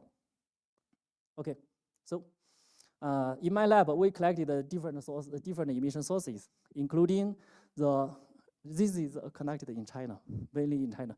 Later, I will introduce later. This is the residential burning in China. They burning biomass, coal, like this. In China, there are lots of regions that are very poor. Like they use this cooking food. This is cooking, the stove, residential one. And this is the power plants. Power plants, the chimney is very large. So we just make a hole here to take the pollutants from the stacks to our instruments. And also this is from steel iron plants, similar as this. Make a hole to take the exhaust and then to the instrument to collect it. And also the cement plants, and also the diesel and the gasoline, and also brake well and the tail. And yesterday we discussed this, and we can find even from the transport, different process, the aerosol will be very different. And also ships, something like this. Okay, further, we also accept the aerosols inside the chimney. You should know the chimney is very tall. It's about more than 200 meters, very tall. When we collect one sample, it's very expensive. So we something with less balloon to collect the balloon, something like this. And sometimes we climb to the exist to collect it. For example, power plants, steel plants, and the industry boilers, and this. And also we rented a ship to the Chinese East China Sea to make the observation of the ambient air. And also China's first global crucial observation. We joined it. We collected the samples from the ocean air. Okay. So we collected enough samples in China. And also recent 2 or 3 years, we collaborated with different groups mainly in the south countries, for Australia, Malaysia, and Pakistan, and Africa country. And also today I come to Colombia, and this is the day yesterday. Oscar and me together to take, this is for the residential combustion. We collected the samples from the biomass burning in the exist. And also this is the open solid waste burning. We collect the pollutants, yes. Okay, when we get these samples from the field study, then we make the chemical and physical analysis. For example, for the physical analysis, we can get the size distribution and also their shape and lots of these parameters. And also we make lots of chemical analysis, mainly about the elementary carbon, elementary concentration, and also lots of inorganic and organic species. And also we also use the no-target analysis, because this is mainly for organic chemicals. You know, if you have a basic knowledge about chemistry, you find that the organics is very complex. So we need a very advanced instrument to get the detail of it. Okay. Except the physical and chemical analysis, we also use the toxicity potency analysis. We mainly use the 2 types of cell. One is that's Oscar just introduced. In our line, from the base, the channel, and then to the end, there are mainly 2 types of cell. We call it is BA second 2B. This is just in the surface of the tunnel, and this one is in the end of the bulb, something like that. Okay, we use these 2 types of cell line to estimate with the collected aerosols how toxicity of it. Yes, and then we, one of my students, previous student, he created a method to quantify the toxicity. For example, we use the EC 1.5 and IC 20 or IC 25, IC 50. If we use this method, we can quantify all the aerosols toxicity before this study. People estimated, just describe it, oh, it's toxic or it's not toxic, just that, or it's very toxic. But we quantified how toxic is 10 or 11 or 12, something like that. So we developed a quantified method for the toxicity of aerosols. Okay. Great. Now I try to show the results. Firstly, I show the chemical composition for different type of emission source. For example, for power plants, if the power plant burning coal, burning biomass, burning solid waste, their generated aerosol is also different. And for cement industry, and also iron and steel industry, and other industries, we can find that for the industry, their aerosols, the chemical composition is mainly composed by the inorganic ones, and also water soluble ions like this. But for the residential and the ship, something like this, and these we call the incomplete combustion source, because the combustion efficiency is very low. Incomplete one is we call it black plumes, and this one we find that their generated aerosols. For example, this black one we call it the elementary carbon, or called black carbon. If the source is very low efficiency combustion, then the generated particle is very black, elementary carbon, like the pencil.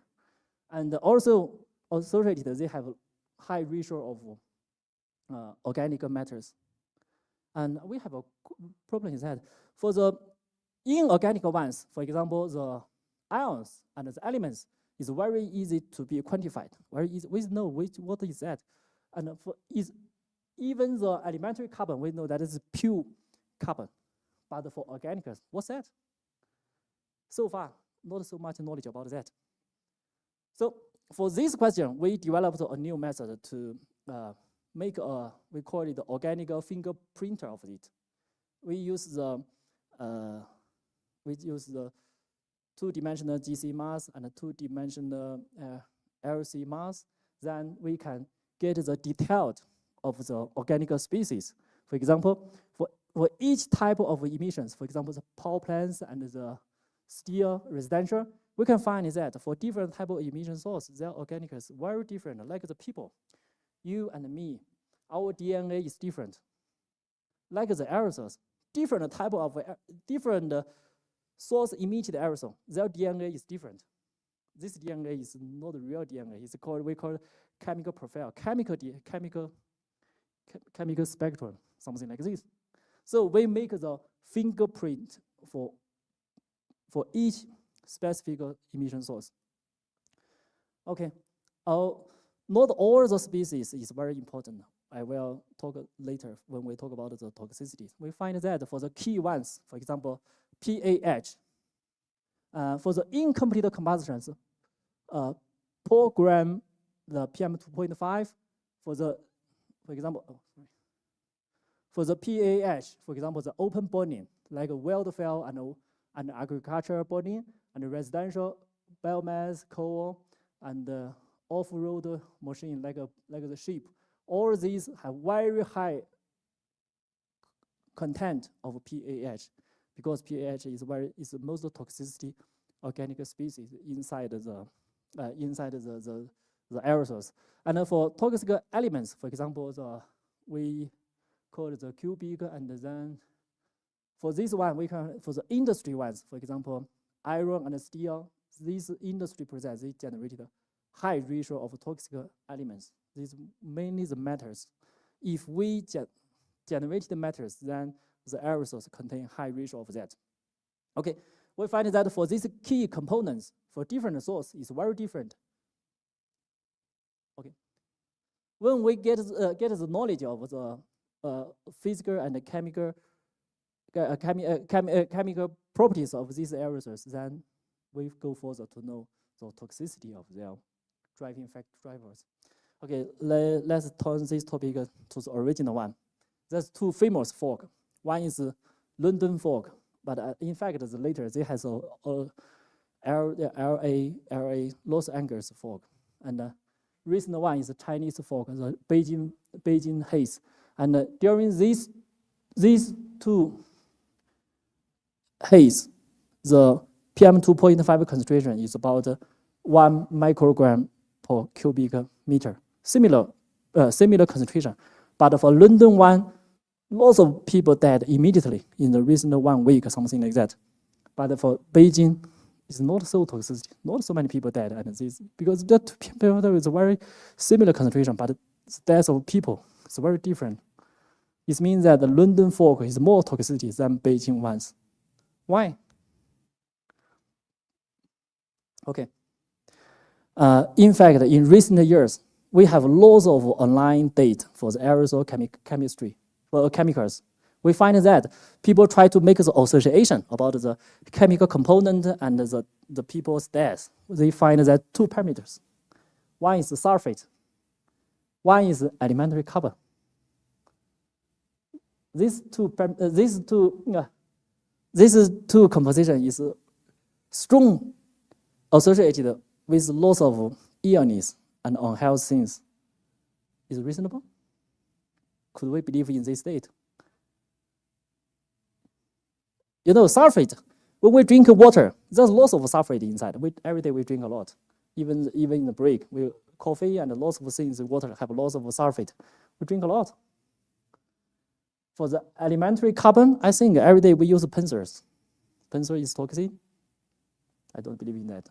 Yes, so one day if you get, but for this associated date, published lots of papers. The most famous one is in 2009. This journal is very, this journal impact factor is about over 60, very high, higher than Nature and Science. This is the first one to make the association between these. And after that, in recent 70 years, lots of high quality journal papers just repeat these results. That is correct, like this association. Okay, even we get the very initial knowledge about the chemistry, we don't believe in this state. Because elementary carbon is very novel characters. It's not so reactive. Sulfate is everywhere. All the life born from the ocean. The ocean is full of sulfate. We should be suitable. We should get used to be that. What is the toxicity? Toxicity means that it's not contained. It's not general in our life. But these two things everywhere. So we don't believe in. I don't believe in this. I discuss with my students. We should try to make experiment to confirm this. We cannot. We should not satisfy with the statistical things, the associated things. Okay. So I wanted to explain it. Then my student did lots of experiment, try to find the difference of different chemicals. Firstly, we find that even for the matters, if the matter and a different state, for example, the iron. For example, iron is at this stage and even zero. Their toxicity is very different. And for some of them, for other things, for example, this one mainly if then and this state is very toxic than this state. So it means that for the matters, their toxicity can be changed if they oxidize into different stage. So only physical to understand it is not enough. For physical understanding, we only measure the concentration of, for example, iron, but iron in different state, that toxicity is very different. And okay, this is for oxidative pressure, stress. This is for cytotoxicity. They are confirmed. This curve. Okay, this is for matters. And later, this is for sulfate. We also confirm this sulfate result as use this matter. For example, when we get the aerosols, For example, there is a certain ratio of sulfate inside the aerosol. We can put other sulfate, but this sulfate is pH is 7. But also we can add the sulfuric acid to change the pH value. We find that the association between the sulfate with the toxicity is the driving season is pH value. Because in the air, the sulfate is mainly generated from oxidized from SO2. When the SO2 oxidized to sulfate, it will be the pH value will decrease. When the pH value decrease, then, for example, the metals will be oxidized to be irons. If a very low pH value, loss of metals will become ionic. If the matter became ionic, when we breathe to our cell, it will transport inside our cell, and then we can use it. We call it the bioavailable of the matters. Not all the matters we can use by ourselves. Okay, this is for sulfate. So we can show we can find the association between the sulfate concentration and the health, but the driving season is the pH. Okay, except that they can drive in the changing of the, for example, the matters, the state, and then the toxicity also changing like this. Okay. That is for the inorganic thing. Let's change it to the carbon ones, the organic ones. We find that there is an association between the elementary carbon and health. But we find that if we use the pure elementary carbon to estimate their toxicity, we find that elementary carbon is almost no toxicity, very safe. It's about less than 1% of the average PM 2.5 toxicity. It's very low toxicity. But why we observe this association? The association always right, but that is not the reason for that. So we find that when we have the elementary carbon, there are two types of elementary carbon. One is called soot, one is called char. Soot is generated from the gasoline stage. The char is just from the decarbon of the coal, especially the solid films. Okay, these two types of the elementary carbon, they are very low toxicity, almost no toxicity. But when we generate this, there is a science paper in 2018 when the soot generated, they generated from the organic species. When the organic species, because the hydrogen is more easy to be oxidized than the carbon. Hydrogen is much easier to be oxidized under the high temperature the fail. So for the organic species, then they are easy to lose the hydrogen. When we lose enough hydrogen, then it becomes a pure carbon. So we call this elementary carbon. So we can find, if we know this principle, then we can find when the elementary carbon concentration is high, and then PAH is high, because PAH is also a kind of losing hydrogen, something like a middle stage of the elementary soot generation. So we find that in the solid film, for example, the residential biomass burning and the residential coal burning, when the PAH is high and then elementary carbon is high, there are very good associations for the solid film, for the liquid film also. For example, the ship, the diesels, also they have this relationship. So we find that when we observe the association between the elementary carbon and the health is because the driving season is PAH, it's not the elementary carbon itself. Yes. Although it's very high content, but it's very low toxicity. pH is very low concentration, but its toxicity is very high, like this. Why we get this data? Because, for example, in Colombia, we use low-cost sensors. in the air, even in very developed country, for example, USA and Europe, their online instrument cannot record the pH and also the pH and this detailed value every day, every moment. They only, for example, sulfate, elementary carbon, because they are very high concentration, they are easy to get the continuous record to it. And then we make the association between this high concentration component with the health parameters. They find, oh, they are get good association. In fact, the driving reason is not them. Okay, that is for elementary carbon and sulfate and the metals. Now we move to the organic species. And before our research, people just use GC mass and online instrument to get the organic species. We find that more than 80% of element, we don't know what's that. If we use the no target method, we can improve the ratio of organic screen to more than 90%.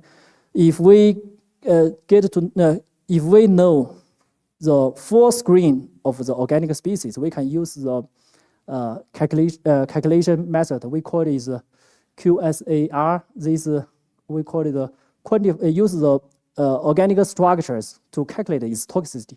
We can find that if we know more than 90% of the organics, we can make the prediction of how toxicity of it.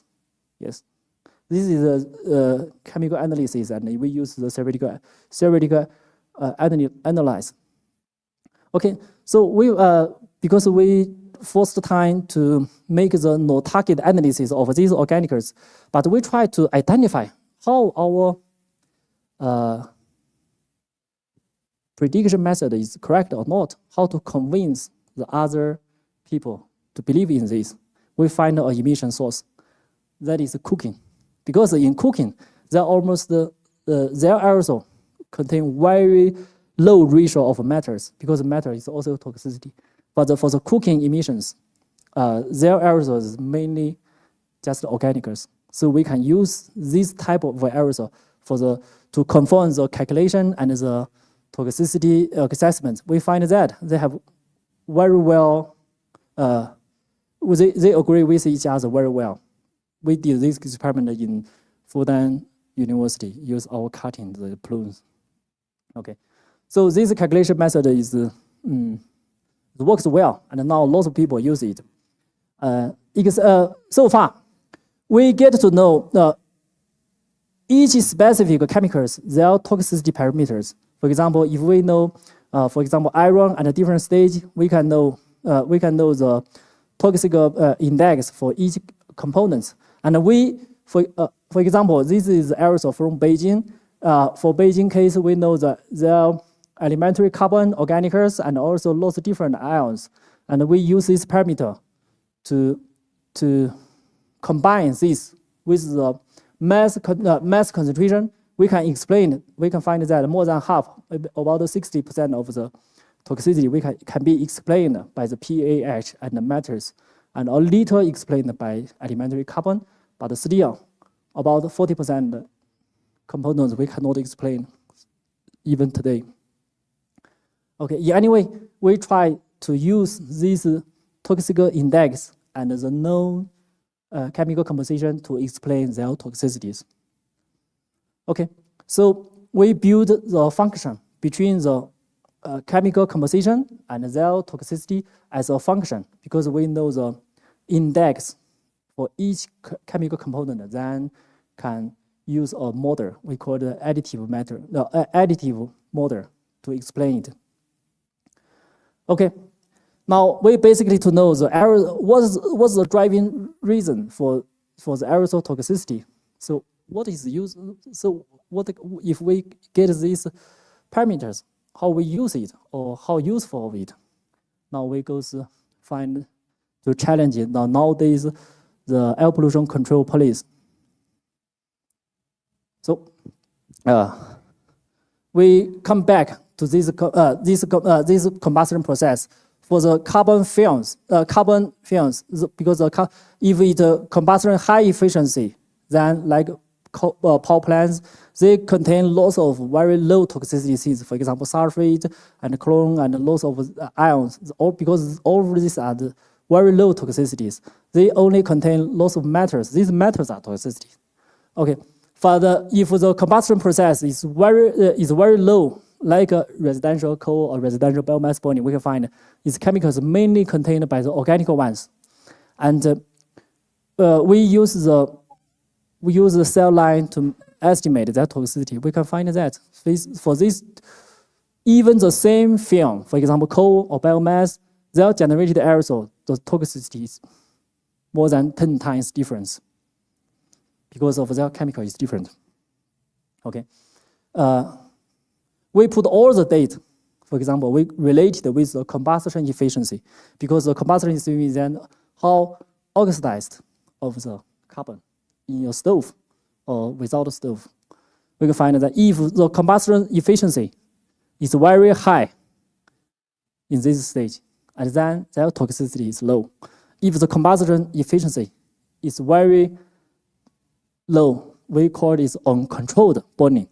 If it's uncontrolled burning, their toxicity is much higher. Then difference is like this. So everything is because of our burning. How we burn it, then their chemicals, physicals different. And then further, their toxicity is different.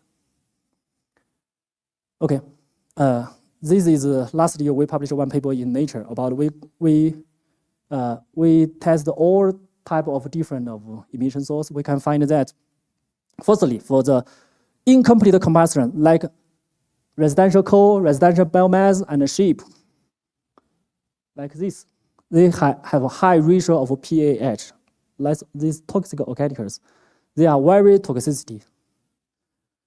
Comparing to the most healthy aerosol is like power plants.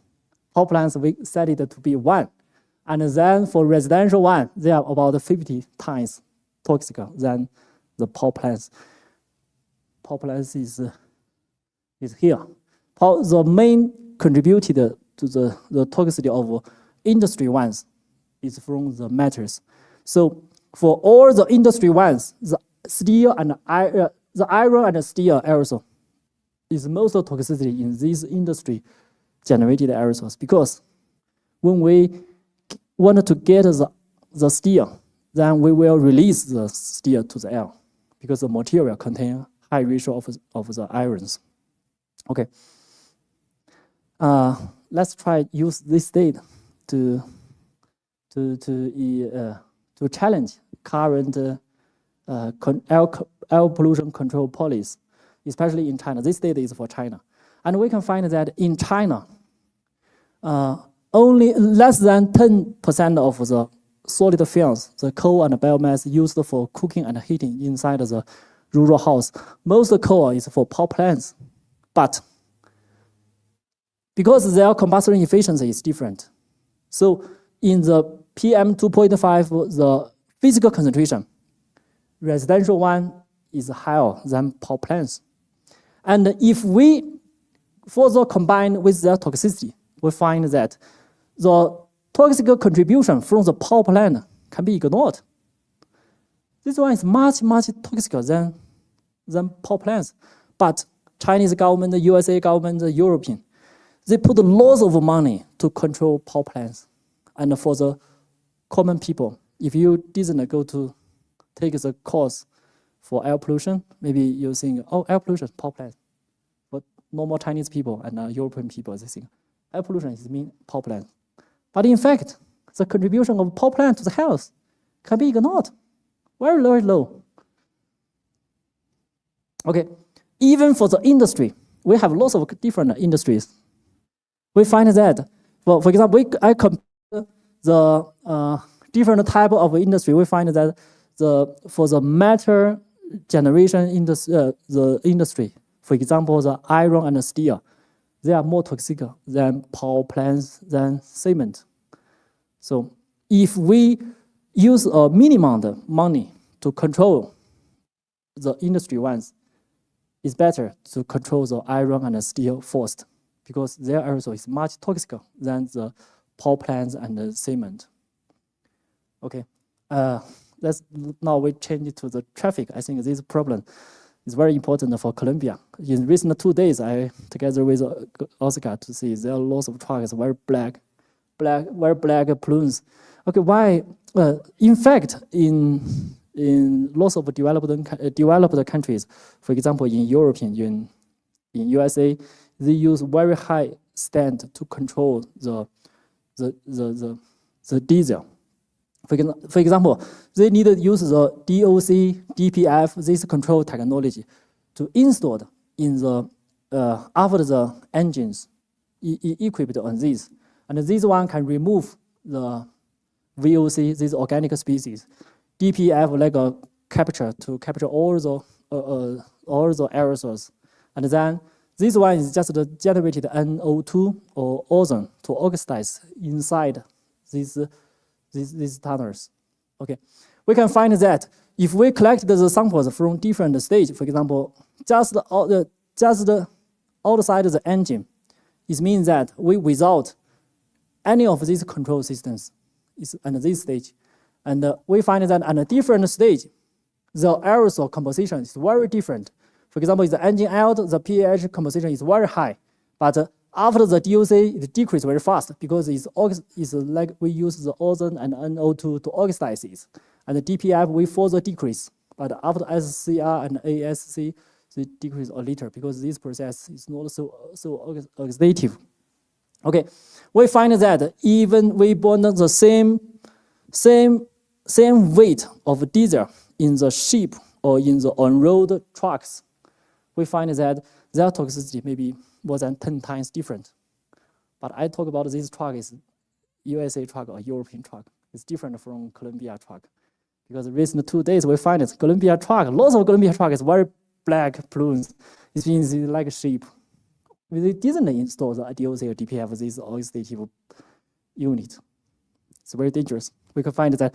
So even the concentration is different. Their toxicity is very different. For China, this is the case for China. We can find that in this is 2020, that year, the mass concentration from the ship and the truck, they are similar, but the toxicity contribution, ship is much more than diesel. So we can find that if the generated aerosol is very toxicity, but we use the oxidative unit to control it, then their toxicity will decrease very fast. Especially we use ozone or NO2, this kind of technology to oxidize the aerosol. Their toxicity decrease very fast because we decrease the PAH concentration because this one is very toxicity. Okay. We can skip this. This one, we talk about that in China, for example, China is a large land, the big land country. So here is Beijing, this is Beijing, Shanghai is here, and this is Guangzhou. And we can find it in China. This is for, we can find the exposure risk in China is very different. For example, in this line, along this direct line, this aerosol is very toxicity. And in China, in this part, in the west part of China, it's very few, the population concentration is very low, almost also very poor. And in this region, people burn lots of residential coal or biomass. Their aerosol is, in fact, it's very toxicities. But in the east of China, they are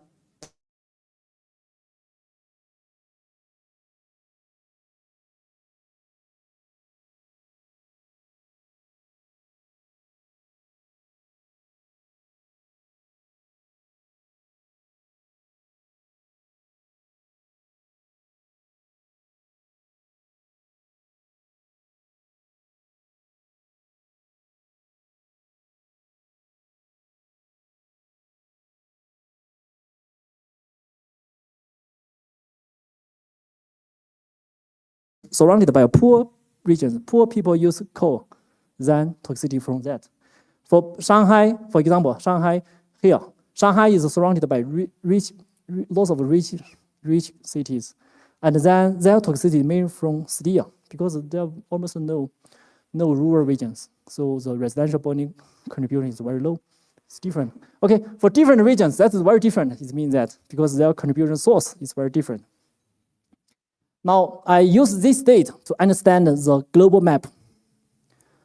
This is one paper we just accepted yesterday. We can find that this is the mass concentration. Oscar just introduced this.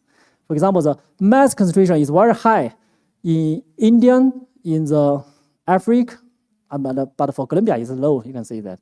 But if we use the toxic index to install it, to integrate it to the source specific into this map, we can find that we change a lot.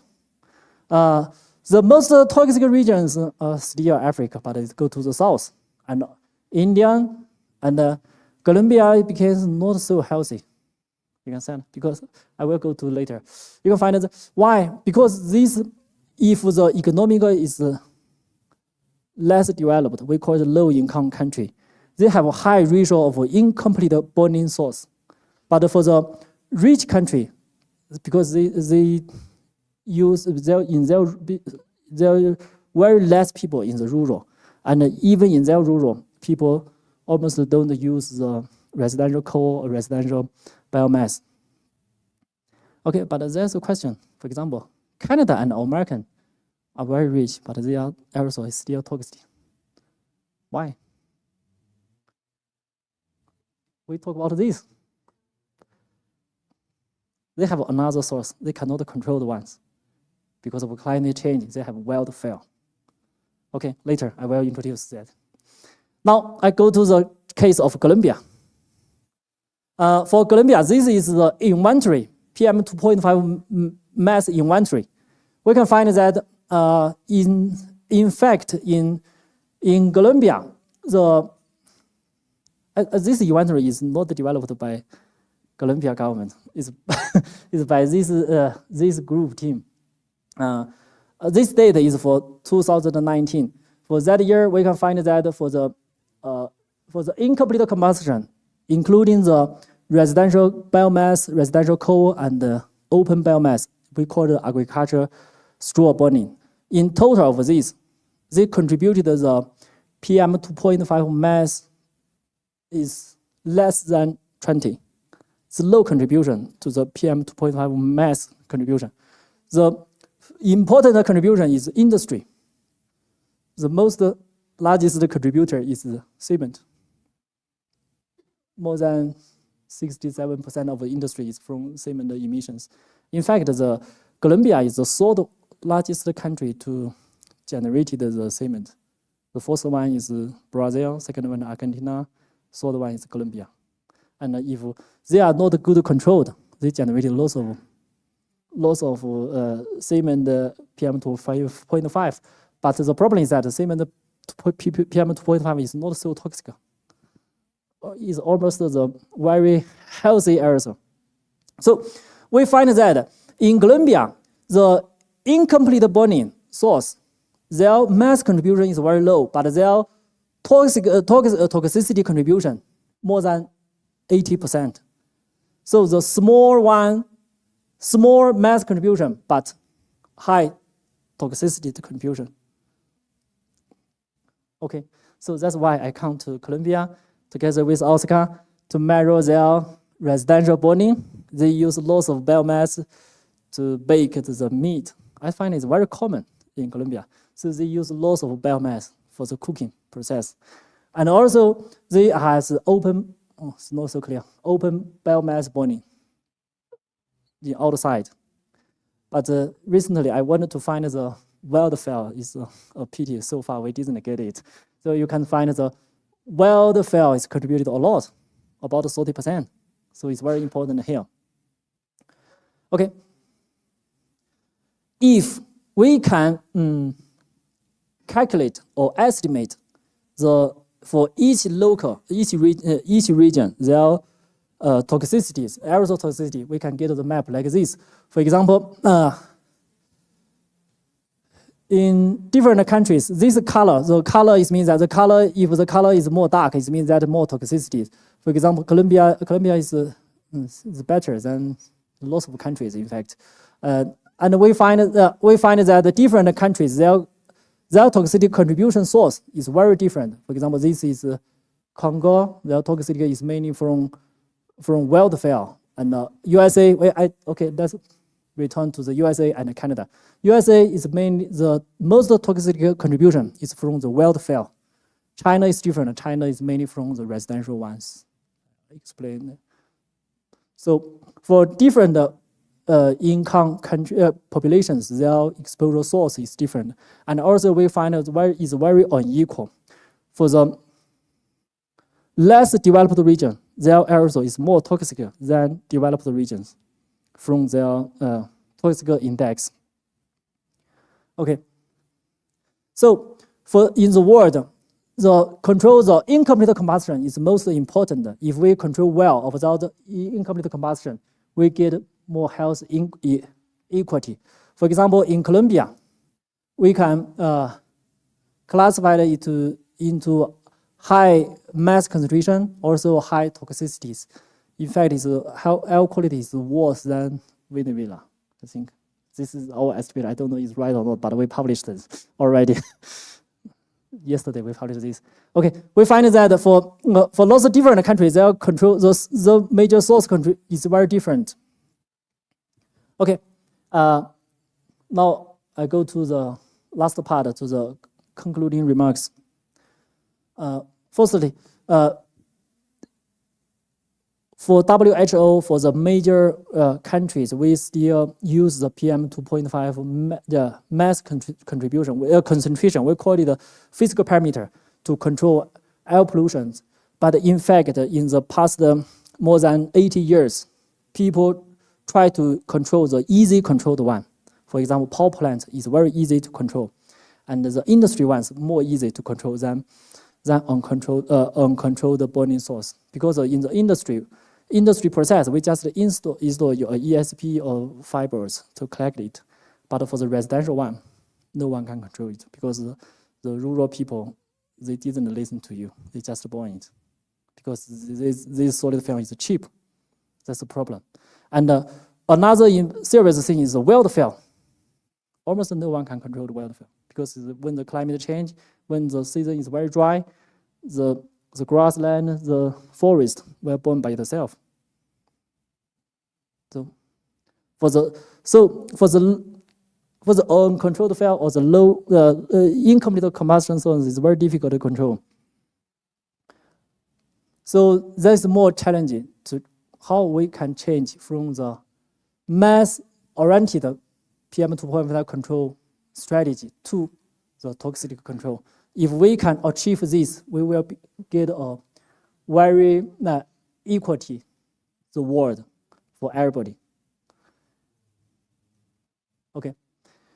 So far, we still have lots of challenges for our research topic.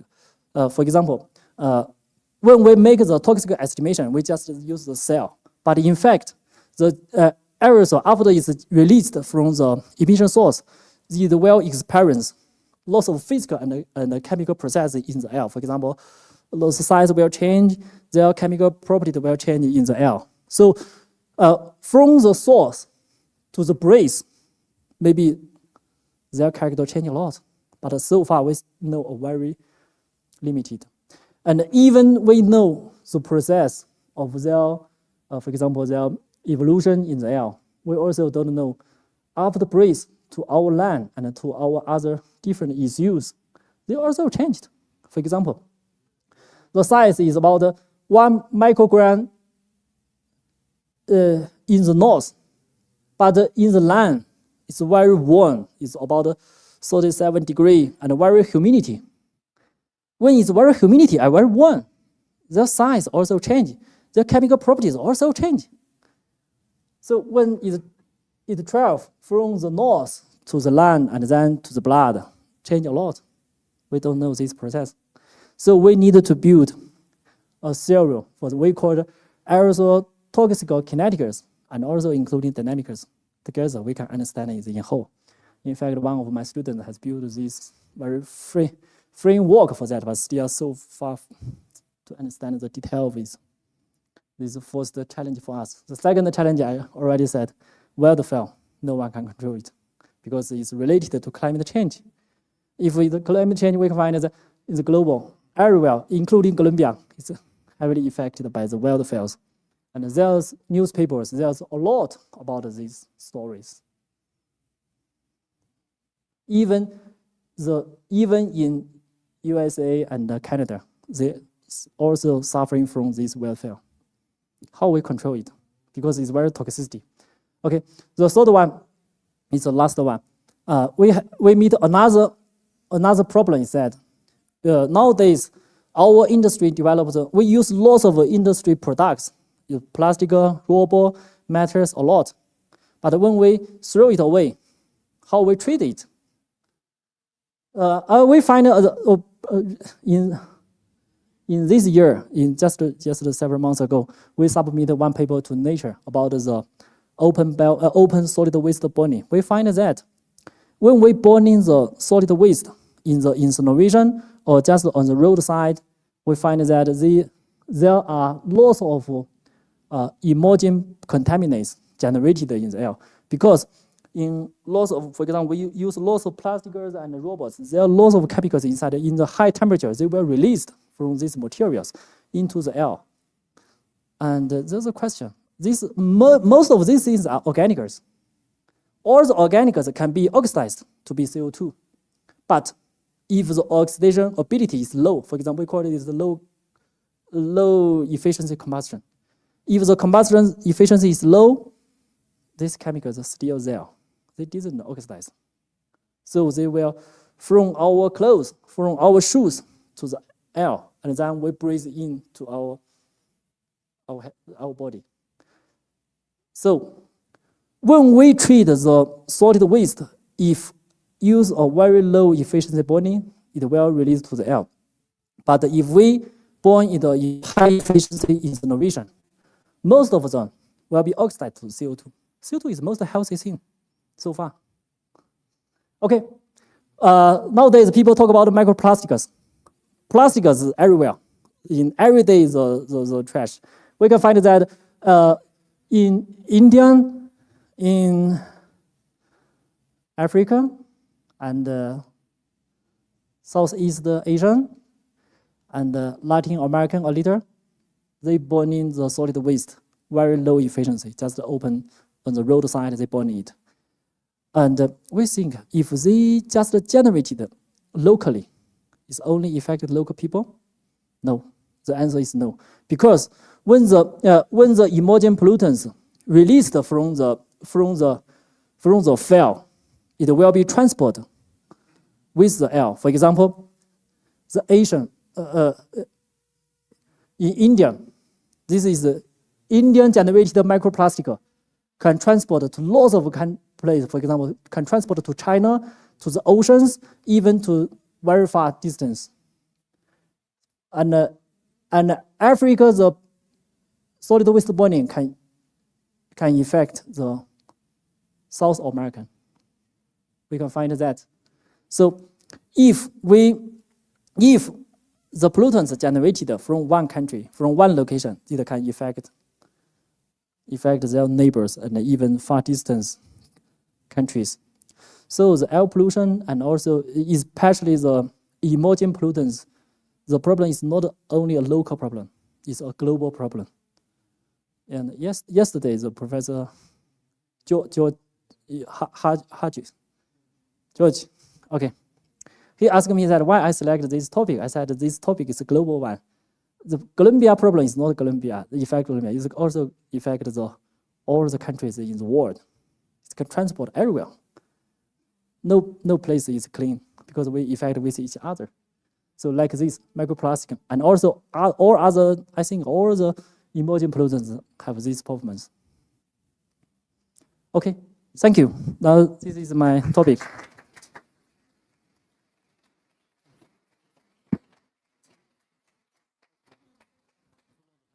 That's all right.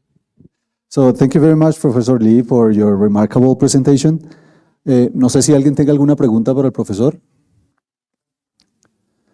A mí solo me gustaría hacer como unas conclusiones de lo que él presenta. Básicamente es cambiar la forma de estudiar la contaminación del aire desde la visión de la masa, es decir, nuestra legislación, lo que yo les mostraba en la presentación, lo que recomienda la OMS hasta este momento, está basado en cuánto material particulado tenemos en volumen de aire, ¿cierto? Entonces hablamos de microgramos por metro cúbico. Lo que hace él con su grupo de trabajo realmente es, no mucha gente puede publicar en revistas como Nature, ¿vale? Cuando uno publica en Nature es porque está inventando nuevas cosas, está retando el conocimiento que se tiene en este momento. Lo que él está proponiendo es, uno, crear un índice de toxicidad, poder categorizar el material particulado dependiendo a su toxicidad. Y dependiendo de eso, tratar de proponer sistemas de control para la contaminación en función de la toxicidad, no de la cantidad que haya. Entonces él decía, hay algunos países que tienen niveles muy altos de material particulado. Yo les mostraba el mapa, por ejemplo, de los países arábicos en el norte de África, que la razón de su contaminación está en el polvo mineral del suelo, ¿no? La resuspensión de los polvos minerales. Pero la toxicidad de ese material es muy baja. Entonces, enfocar la regulación solo en la cantidad y no en el efecto nocivo que va a tener en la salud es un desaprovechamiento de los recursos. Debíamos enfocarnos hacia atacar aquellas fuentes que realmente causan daño en la salud, que son los estudios que él hacía de citotoxicidad y todas estas cosas. Entonces, en ese sentido, él está desarrollaron sus propios métodos, ellos desarrollan equipos específicamente para tratar de encontrar estos hallazgos. Lo que él nos presentó es básicamente lo que llamamos cutting edge, ¿cómo se diría en español? No, investigación de punta, es decir, están descubriendo nuevas cosas que hasta el momento no teníamos. Este tipo de invitados, pues normalmente no los tenemos aquí en la universidad y es un gusto poder ver lo que está pasando en el mundo científico con lo que ellos están haciendo. Entonces, thank you very much, Professor Lee, for your presentation. What you are doing is really, really interesting.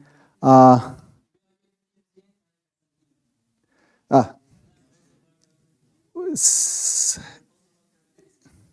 él les puede compartir, si tuvieran preguntas o interés en profundizar en las temáticas, en el correo de él lo pueden contactar, seguramente les puede compartir los papers que se han publicado. El grupo de trabajo de él es la cabeza del grupo, pero debajo de él hay como 30 personas, personas de postdoctorado, doctorado, maestría, desarrollando todos estos trabajos en múltiples frentes. Entonces, ahora está trabajando en microplásticos, pero también en toxicidad del aerosol. Vieron ustedes que trabajan en emisiones residenciales, industriales. El grupo de él participó en el primer proyecto de China de hacer muestreo en todos los océanos. El mapa que nos mostró, cogieron un barquito y se fueron desde China hasta el otro lado del mundo, muestreando la atmósfera para saber la composición química.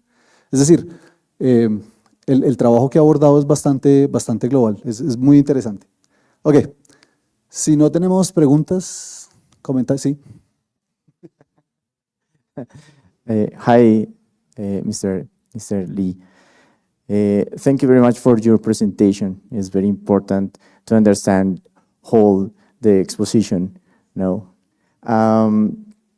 the toxicity of the materials in the air. Okay, I am very surprising for all the information and whole exposition of quotidian activities in our house that is increased of the risk about the some disease. Is for me is a curiosity to understand what is the mechanism or process or mechanism to reduce the or increasing is better, increasing the efficiency on the combustion, the different source of to obtain energy in our house principal, to reduce the exposure to very contaminating elements. What is the mechanism of the better way to better these conditions? Thank you. That's a very important question. About 10 years ago, when I changed from physics to environment, lots of people ask me that. because in China, environmental science is difficult to find a job than physics. So people say, why you stupid one, from physics to this topic? I said I wanted to reserve some real-world issues, because we find that after you graduated, you find you learn a lot. You learn lots of physics, mathematics, you find useless in life. We just pay money to get something very easy. Just maybe elementary school is enough, teach us enough. But we find that environmental science is very different. All the things is real world is used. For example, as your questions, for the residential, for example, especially in the rural, we use the coal and the biomass for burning, but they are low efficiency. So they generate low efficiency, then is loss of carbons, not well oxidized, and then they become contaminates, like PAH. These things, if we burn in the solid waste, then microplastic generated because of low efficiency. Okay, so there are two resolutions. One is improve the combustion efficiency. Use high quality boilers, stoves. That is one solution. But this solution maybe only can reduce 70%, 80% of the pollutants, but not perfect. The second one is become rich. If you become rich, which I don't use coal, don't use biomass, I just use the gas, use electricity. Yes, like Oscar's family, use electricity, never use coal. So there is a famous word. There's only one illness we cannot fix, that is poor. If the people become rich, they will automatically don't use the dirty film, the low quality boilers. So for Africa, for Indian and lots of low income regions, the most important thing, let people become rich, or let the rural people become rich first. That's very important. So two methods. One is improve the combustion efficiency, but it's very difficult. And either can improve, but not so efficiency. The second is, if people become rich, they will not use the dirty. Yes. Thank you. ¿Alguna otra pregunta o comentario?